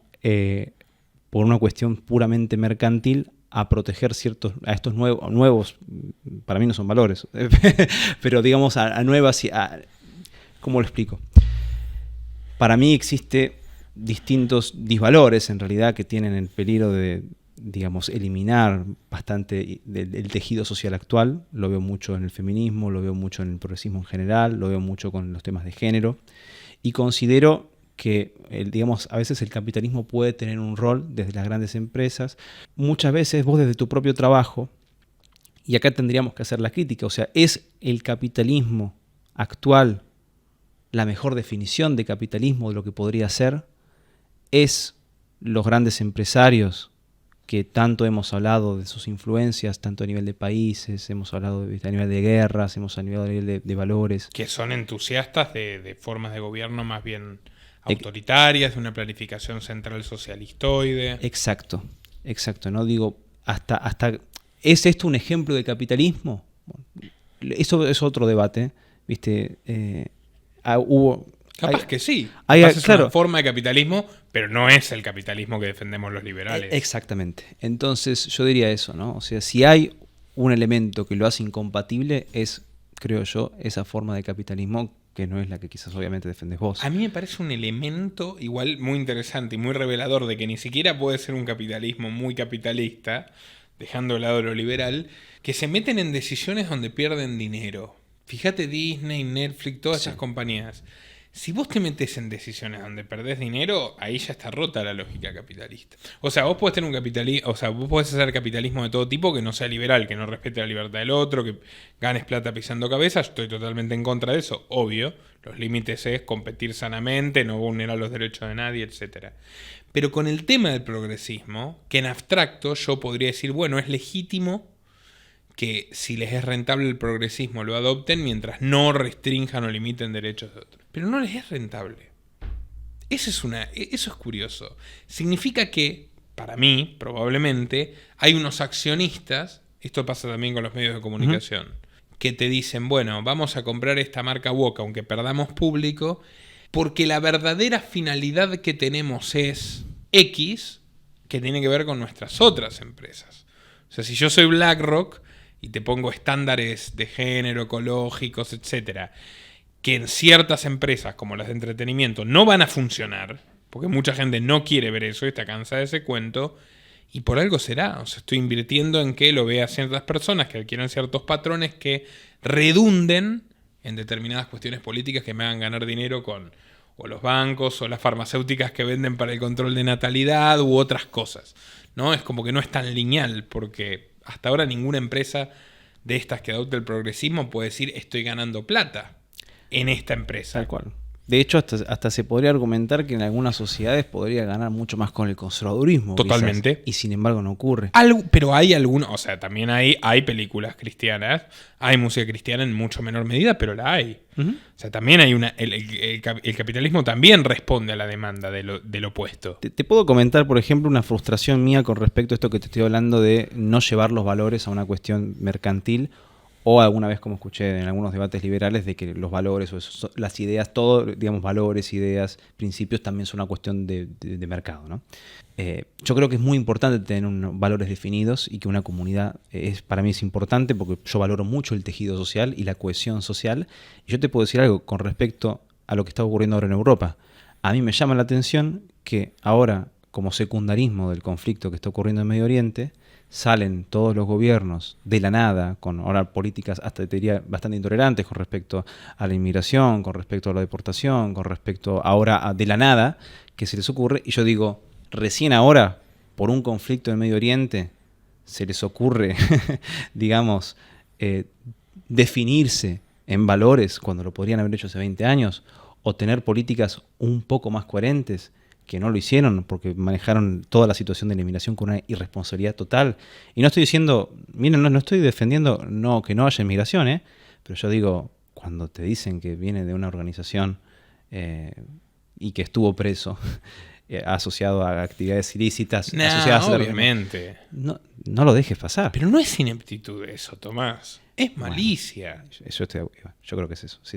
No, es que no son tontos. Sí. Y para mí es importantísimo. Soy totalmente pro libre inmigración, pero obviamente que yo no dejaría pasar un tipo que pertenece a una organización terrorista a ningún lado.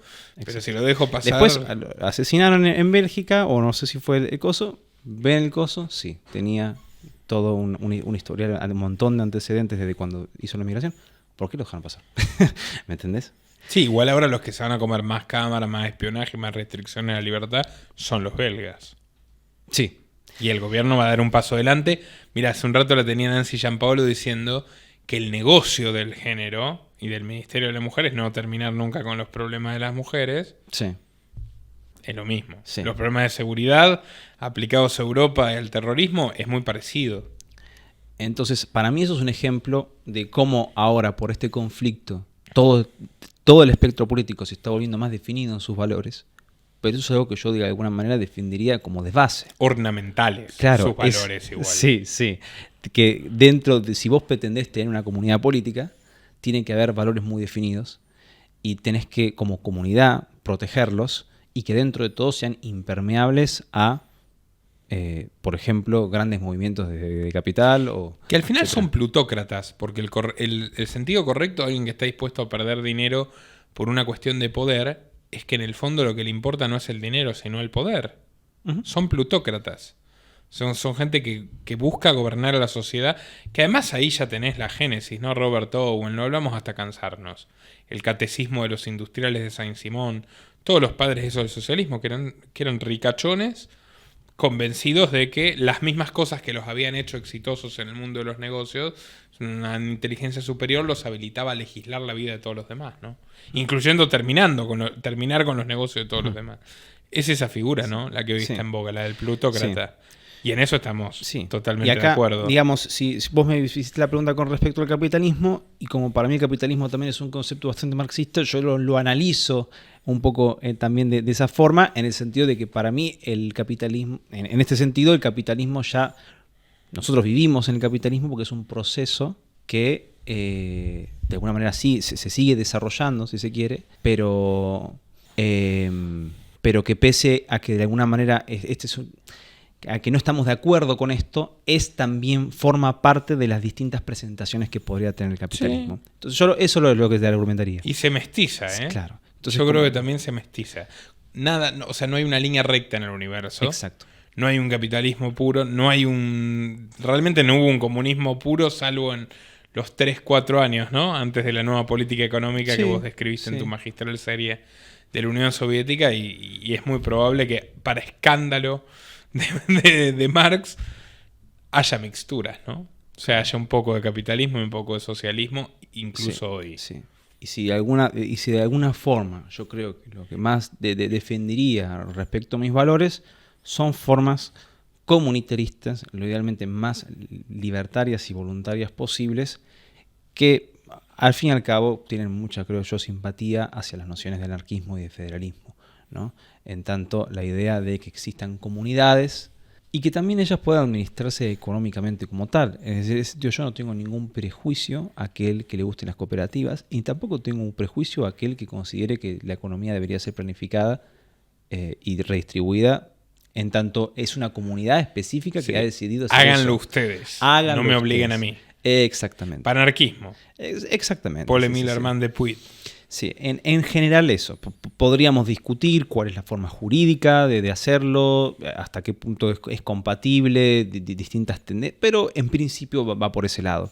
No es tampoco mi idea, o creo que no debería ser tampoco de ninguna persona que se sienta simpatética a la tradición liberal, crear, por decir así, un imperio autócrata capitalista, ¿no? Porque el punto es la libertad, y esa libertad acepta también la vigencia dentro de su interior de otras formas. Totalmente, el liberal puede tolerar que haya un grupo de conservadores que quieran vivir una teocracia, que haya un grupo de comunistas utópicos que quieran vivir una cooperativa comunista. De hecho, el tema es que el comunista no puede tolerar que el liberal quiera comerciar. De hecho, lo hacemos en parte, ¿no? Porque cuando vienen los menonitas acá en Argentina o en Sudamérica, somos tolerantes con ellos con respecto a que tengan una comunidad política y religiosa que es distinta, y sin embargo es un privilegio en cierto sentido, porque para el resto de la sociedad... Aunque hoy por hoy te caen con el helicóptero las trabajadoras sociales a veces, e inscribírtelos en las escuelas. Tienen unos cuantos problemas que no tenían los menonitas hace algunos años. De eso estoy desinformado, pero te digo, nota cómo en principio tenés esa legitimidad de que esa comunidad tenga esa autonomía, pero que en cierto aspecto es un privilegio. En tanto, lo ideal sería que esos grados de autonomía también los tengan todos, y que todas nuestras familias tengan la capacidad de, idealmente, separarse lo más posible de los gobiernos nacionales y provinciales, y también crear sus propias comunidades, crear todos los organismos intermedios para poder prácticamente prescindir del Estado lo máximo posible. ¿Cuál es hoy tu posición política, que alguna vez la has descrito, está influenciada? ¿La podrías explicar? La beta liberal, sí. La beta tradicionalista y la cuestión descentralizadora. Sí. Actualmente yo creo que te lo podría explicar en principio desde una cronología histórica. Y básicamente en esto tengo simpatías con distintos paleoconservadores o con paleolibertarios, en que, creo yo, el desarrollo gradual y reformista de los últimos imperios, por ejemplo, cristianos europeos, las últimas monarquías europeas, en principio hubiese sido un mejor escenario histórico que el actual. En tanto... Fueron interrumpidos. En tanto hubo una lenta reforma desde las guerras napoleónicas, ¿no? Y desde esa paz en Alemania, en Austria, que de alguna manera tiene un gran quiebre con la Primera Guerra Mundial y con el surgimiento de dos grandes tendencias y un consenso que de alguna manera van a intentar reflotar lo máximo un proyecto de tipo afrancesado y revolucionario, ¿no? Por un lado, el comunismo, y por otra parte, todos los experimentos fascistas, donde incluyo desde Hitler a Mussolini, Franco, etcétera, etcétera. Y como de alguna manera el gran ganador de estas dos guerras mundiales, que es una especie de consenso socialdemócrata, ¿no? De esta democracia representativa. Que es una síntesis hegeliana entre el capitalismo y el socialismo. Que es de alguna manera, claro, y no podemos hasta ahora observar una clara salida un poco de ese paradigma. Entonces yo estoy, por supuesto, en contra de esos tres paradigmas. ¿Vos ves, por ejemplo, la fisiocracia? Turgótico es no asesorando a los últimos reyes del antiguo régimen de Francia, reformas liberalizadoras que generaban mal que mal bastante prosperidad, pero que fueron interrumpidas por la Revolución Francesa, y eso trajo una ola de sangre. Yo digo, para poner un ejemplo concreto, ¿ves eso? Y sí, yo digo, si vos sos liberal y te gusta Voltaire, y sabés que Voltaire se carteaba con Catalina de Rusia y que estaba muy interesada en las ideas liberales, digo, tan enemistoso un poco por ejemplo, de la posibilidad de que haya seguido un rumbo así, no creo que puedas estar, digo, ¿no? O sea, me parece que hubo un espacio para una progresiva reforma. Y no tengo duda de que, por más defectos que haya tenido Nicolás II, la Rusia zarista hubiese sido hoy mucho mejor que lo que pasó en la Unión Soviética. No tengo duda de eso. O sea, creo yo, ¿sí? Desde mi opinión. Entonces, con esa perspectiva histórica, yo creo también que el Estado, como desde un punto de vista filosófico, es también en parte originado por las monarquías absolutistas y continuado por los procesos de modernización que iniciaron, por ejemplo, en la Revolución Francesa, con esa crítica, ese conflicto con los regionalismos, esa idea de centralizar los poderes en París, por ejemplo. Cortar el país en cuadrados, Claro. que cada cuadrado incluya un pedazo de las regiones preexistentes para disolver las identidades regionales e imponer el francés de París, y un nuevo calendario desde el año cero de la Revolución, ¿no? Exactamente. Es el máximo canto a la ingeniería social. Por ejemplo, curiosamente hubo una especie de curiosa... Deconstruidos eran Sí. los jacobinos. Hubo un curioso acuerdo, por ejemplo, entre algunos sectores católicos en la unificación de Italia y Proudhon. Proudhon, la idea de un reino de Italia le asqueaba. Decía, ¿cómo vas a perder la confederación? Si vos tenías un montón de repúblicas, tenés reinos, ¿por qué vas a perder eso para poner un rey? ¿No? Y en parte también la unificación fue criticada. Algunos sectores conservadores liberales. La arruinó a Italia la unificación. Sí. Y es más, yo creo que los conflictos que tiene Italia todavía se deben por esas decisiones que se tomaron ahí. Totalmente. Y hubo algunos sectores de conservadores católicos liberales, y enfatizo esto, liberales, que decían, tampoco queremos reino, hagamos una confederación en Italia. No hagamos una unificación, hagamos una confederación. Y yo creo que hay en la historia europea la posibilidad de que exista un modelo, si se quiere, federal, que contemple una gran autonomía a nivel local y una orden institucional que no sea necesariamente lo que piensa un libertario o un anarquista. Yo creo que, por ejemplo, la idea de un panarquista, de un libertario, de un anarcopalista no es tan distinto, por ejemplo, salvo las obvias salvedades históricas, con lo que, por ejemplo, fue el Sacro Imperio Romano antes de la Bula Dorada, donde prácticamente había un doble nivel de poder. Todos los ducados, principados, reinos, obispados, que había cientos, y un emperador, y antes de la Bula Dorada, cada uno de todas estas entidades votaba al emperador directamente, cada uno. Luego se eliminó... Cada noble, cada conde y cada duque. Exactamente. O sea, cada, en este sentido, no, la palabra no es representante, pero tengamos en cuenta que había nobles, pero también había repúblicas, y había obispos. Es decir, era complejo. Admitía incluso que exista un sector, una área que hable italiano y que se maneje de forma republicana. Los italianos, por general, del norte siempre fueron muy republicanos, por ejemplo. Y otras áreas de tipo también monárquicas. Y convivían repúblicas y monarquías. Sí, la competencia territorial hizo Italia increíblemente próspera, es la explicación del Renacimiento. También tenían sus Medici, sus Borgias, sus corruptelas y el papado de por medio, Pero ahí tenés el ejemplo de una constelación, le podríamos utilizar la palabra de microestado, si se quiere, con el elemento de que no había un gobierno nacional que los administre a todos de forma sino que simplemente había hasta un elemento hasta casi democrático de elegir a todos un representante que ante todo tenía responsabilidades ante todo sobre la guerra y de la defensa del imperio, y que eso permitió en general una enorme, si se quiere, especialización de los distintos territorios, teniendo algunas ciudades como Lübeck, que dijeron, nosotros nos dedicamos 100% al comercio, por ejemplo, como fue todo el tema de la Confederación Hanseática. Y las industrias del norte. Otras, sí, y había incluso, bueno, luego, al libertario le va a gustar más antes de la Bula Dorada porque todos tenían su voto. Luego se hicieron distintos electores fijos y un sistema institucional también complejo, pero menos en ese sentido federal. Sí, igual hay un tema, yo estoy muy de acuerdo con vos, por ejemplo, que Italia la destruyó a la unificación.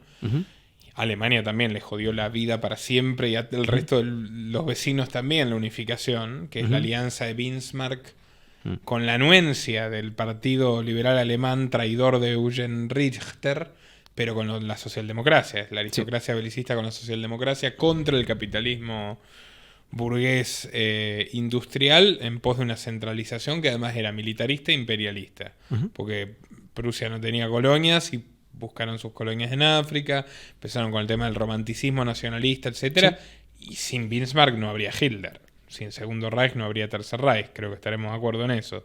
El pangermanismo es algo que empiezan a inocular para justificar esa unificación, porque antes eran países que estaban circunstancialmente unidos para defenderse, muy prósperos, ¿no? Cuando estaban Westfalia y Sajonia y Prusia, y se destruye todo ese regionalismo para una centralización política muy dañina. Estoy totalmente de acuerdo con vos. Pero, por ejemplo, en la cuestión del Sacro Imperio Romano-Germánico, yo creo que también tiene que haber una sustancia de un mínimo de libertad y tolerancia, porque si vos tenés un modelo político descentralizado, pero vos como ciudadano, está bien, capaz es una anacronía forzada, lo llevo in extremis, pero lo que pasaba en esa época, no te podés ir de la tierra del Señor porque te matan, o sea, no creo que la descentralización política sea una garantía de libertad por sí sola. No. Seguro que es mejor que la centralización política. Lo que yo estaría argumentando es que si uno analiza la historia, yo defiendo la tesis de que el Estado como tal, como sistema jurídico institucional, es un elemento contingente y que nosotros podríamos vivir bajo distintas formas de organizar la comunidad política que no necesariamente funcionen de forma estatalista y que, por ejemplo, el Sacro Imperio Romano antes de por ejemplo, la bula, y también después, es un ejemplo que hasta cierto punto ha sorprendido a muchos analistas políticos, hasta el punto de decir que no fue un Estado o fue un Estado fallido. Justamente, ese no estatalismo o ese supuesto Estado fallido que ellos diagnostican un poco en esto, es donde yo veo verdaderamente un régimen de libertad en cuanto al principio de se puede organizar jurídico, institucionalmente, un sistema político no estatalista. Hoy hay autores, yo he por ejemplo leído que alguna vez argumentado. Pero eso iba a redundar, por ejemplo, en libertad de expresión, libertad religiosa, libertad comercial, porque si no redunda en libertades concretas individuales, no veo cuál es la gran diferencia. Porque la gran diferencia del Sacro Imperio Romano Germánico antes de la Bula Dorada es para el conde y para el duque, o sea, es para el gobernante regional el beneficio, no es para el siervo, que tiene que soportarlo y vivir en condiciones prácticamente de esclavitud. No, por supuesto, lo que pasa es que si nosotros aplicaríamos esas ideas hoy tendríamos mucho más libertad. A ver, sería algo más similar a Suiza, por ejemplo, y no tan similar a lo que fue en ese momento el imperio. Pero ¿no crees que justamente... Sí. Y no te quiero interrumpir más, perdóname, pero ¿no crees que si vos aplicás un modelo político descentralizado en una sociedad llena de vicios autoritarios, no puedes tener de repente un montón de pequeñas tiranías? Sí. A ver, hablemos por ejemplo de Argentina. Exacto. En base a los elementos filosóficos que te estoy diciendo y en base a esta comprensión del Estado como un elemento contingente, el primer paso sería, digamos, eliminar como tal un gobierno central nacional. Es decir, eliminar sobre todo la figura del ejecutivo o del presidente. Entendiendo qué pasa entonces. Filosóficamente, en la filosofía política vos podrías tener en este aspecto dos elementos y que son distintos. ¿Cómo se podrían conformar estados, en cierto sentido, estados que no son soberanos? ¿Cómo se puede conformar este doble elemento del poder donde tenemos la autonomía y, por otra parte, una entidad superior que también tiene una forma de regulador de garantía? Y básicamente, dentro de la filosofía política tenés dos palabras, la federación y el imperio.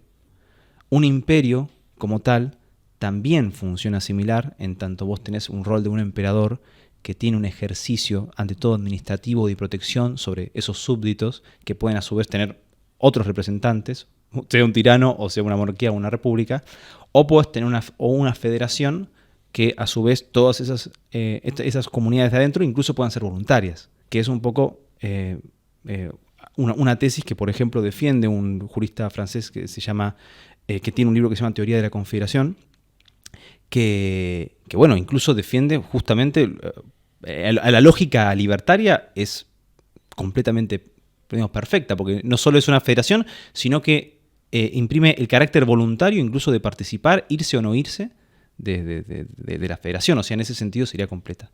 Si en Argentina actualmente vos eliminarías el gobierno nacional y supongamos como elemento representativo ante la comunidad internacional pones una dieta federal, como Suiza, o haces algo similar a lo que fue el Reichstag alemán, que un poco porque es más o menos lo mismo, esto es todo muy alemán, ¿no?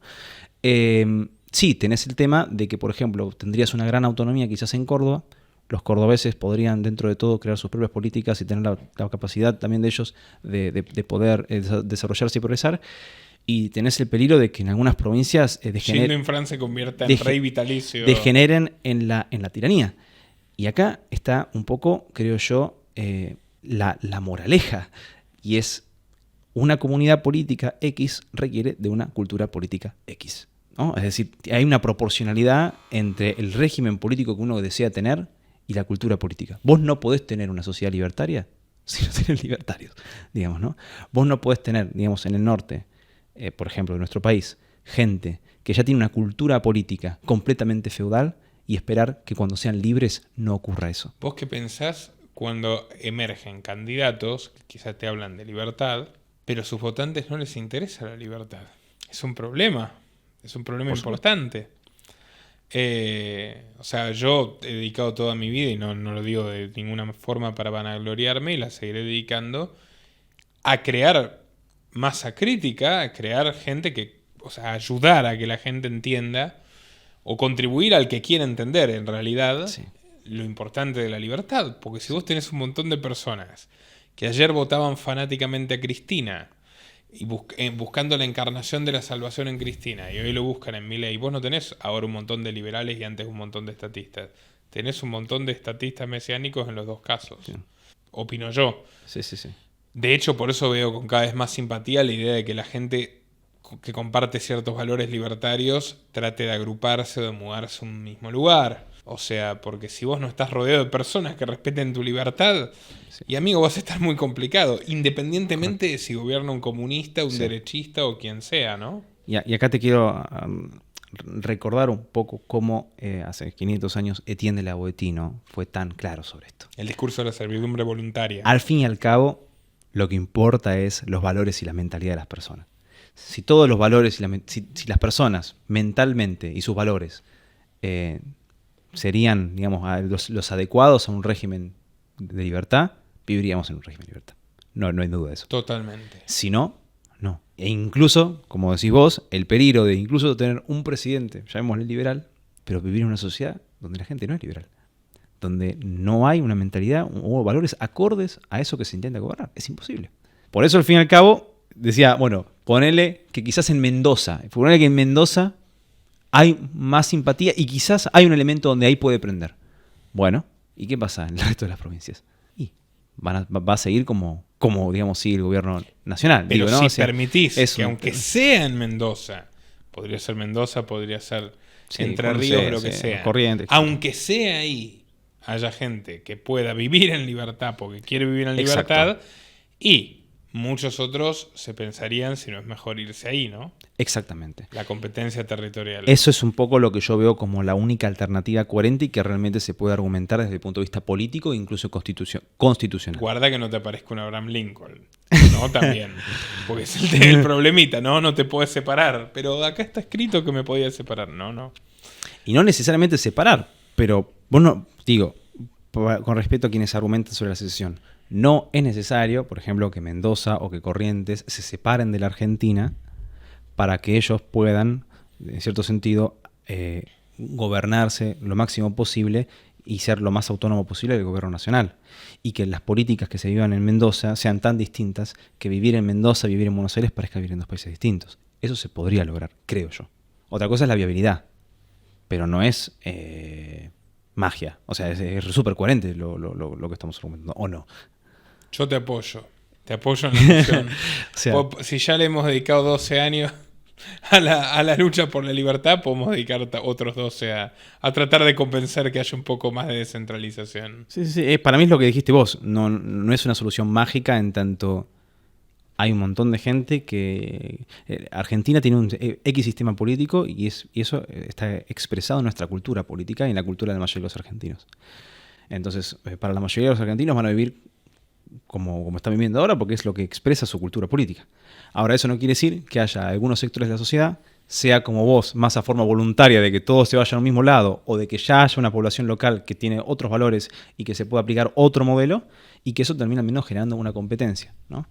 Y yo creo que eso es bastante razonable y más razonable que querer imponer un presidente que represente mis valores minoritarios a un país que no les interesa mis valores. Prefiero vivir en una provincia con menos gente, pero que todos más o menos pensamos lo mismo y que podemos gobernarnos de esta manera, que intentar yo poner una persona en la Casa Rosada para que gobierne a 45 millones con esos valores. Muchísimas gracias, Tomás. Como siempre, un placer. ¿De qué se tratan los próximos videos del Gentilhombre? Y probablemente me vuelque un poco también a Latinoamérica. Tengo interés en hacer algo sobre el peronismo. Y a ver a qué punto, cuántas semejanzas tiene con Mussolini, con el fascismo. Nazismo, fascismo, sí. y nacionalcatolicismo español trataste, claro. Ya, ¿no? La falange, sí, concretamente. Sí, la falange, sí. Y antes tercera posición, ¿no? Sí. La fuente de la que beben la todos. Fuente, claro, sí, de lo que ocurre en Francia. Muchísimas gracias, un placer como siempre. Visiten el Gentilhombre, suscríbanse al Gentilhombre, y nadie, al que haya recomendado el Gentilhombre y se suscribió a ese canal, nadie se ha arrepentido nunca. Muchísimas gracias. Es un camino de ida, señores. Muchísimas gracias, Nico, y te agradezco esta conversación que fue muy interesante. La pasé muy bien y espero que la gente también le haya interesado mucho. Hasta pronto. Nuestro trabajo depende de tu apoyo.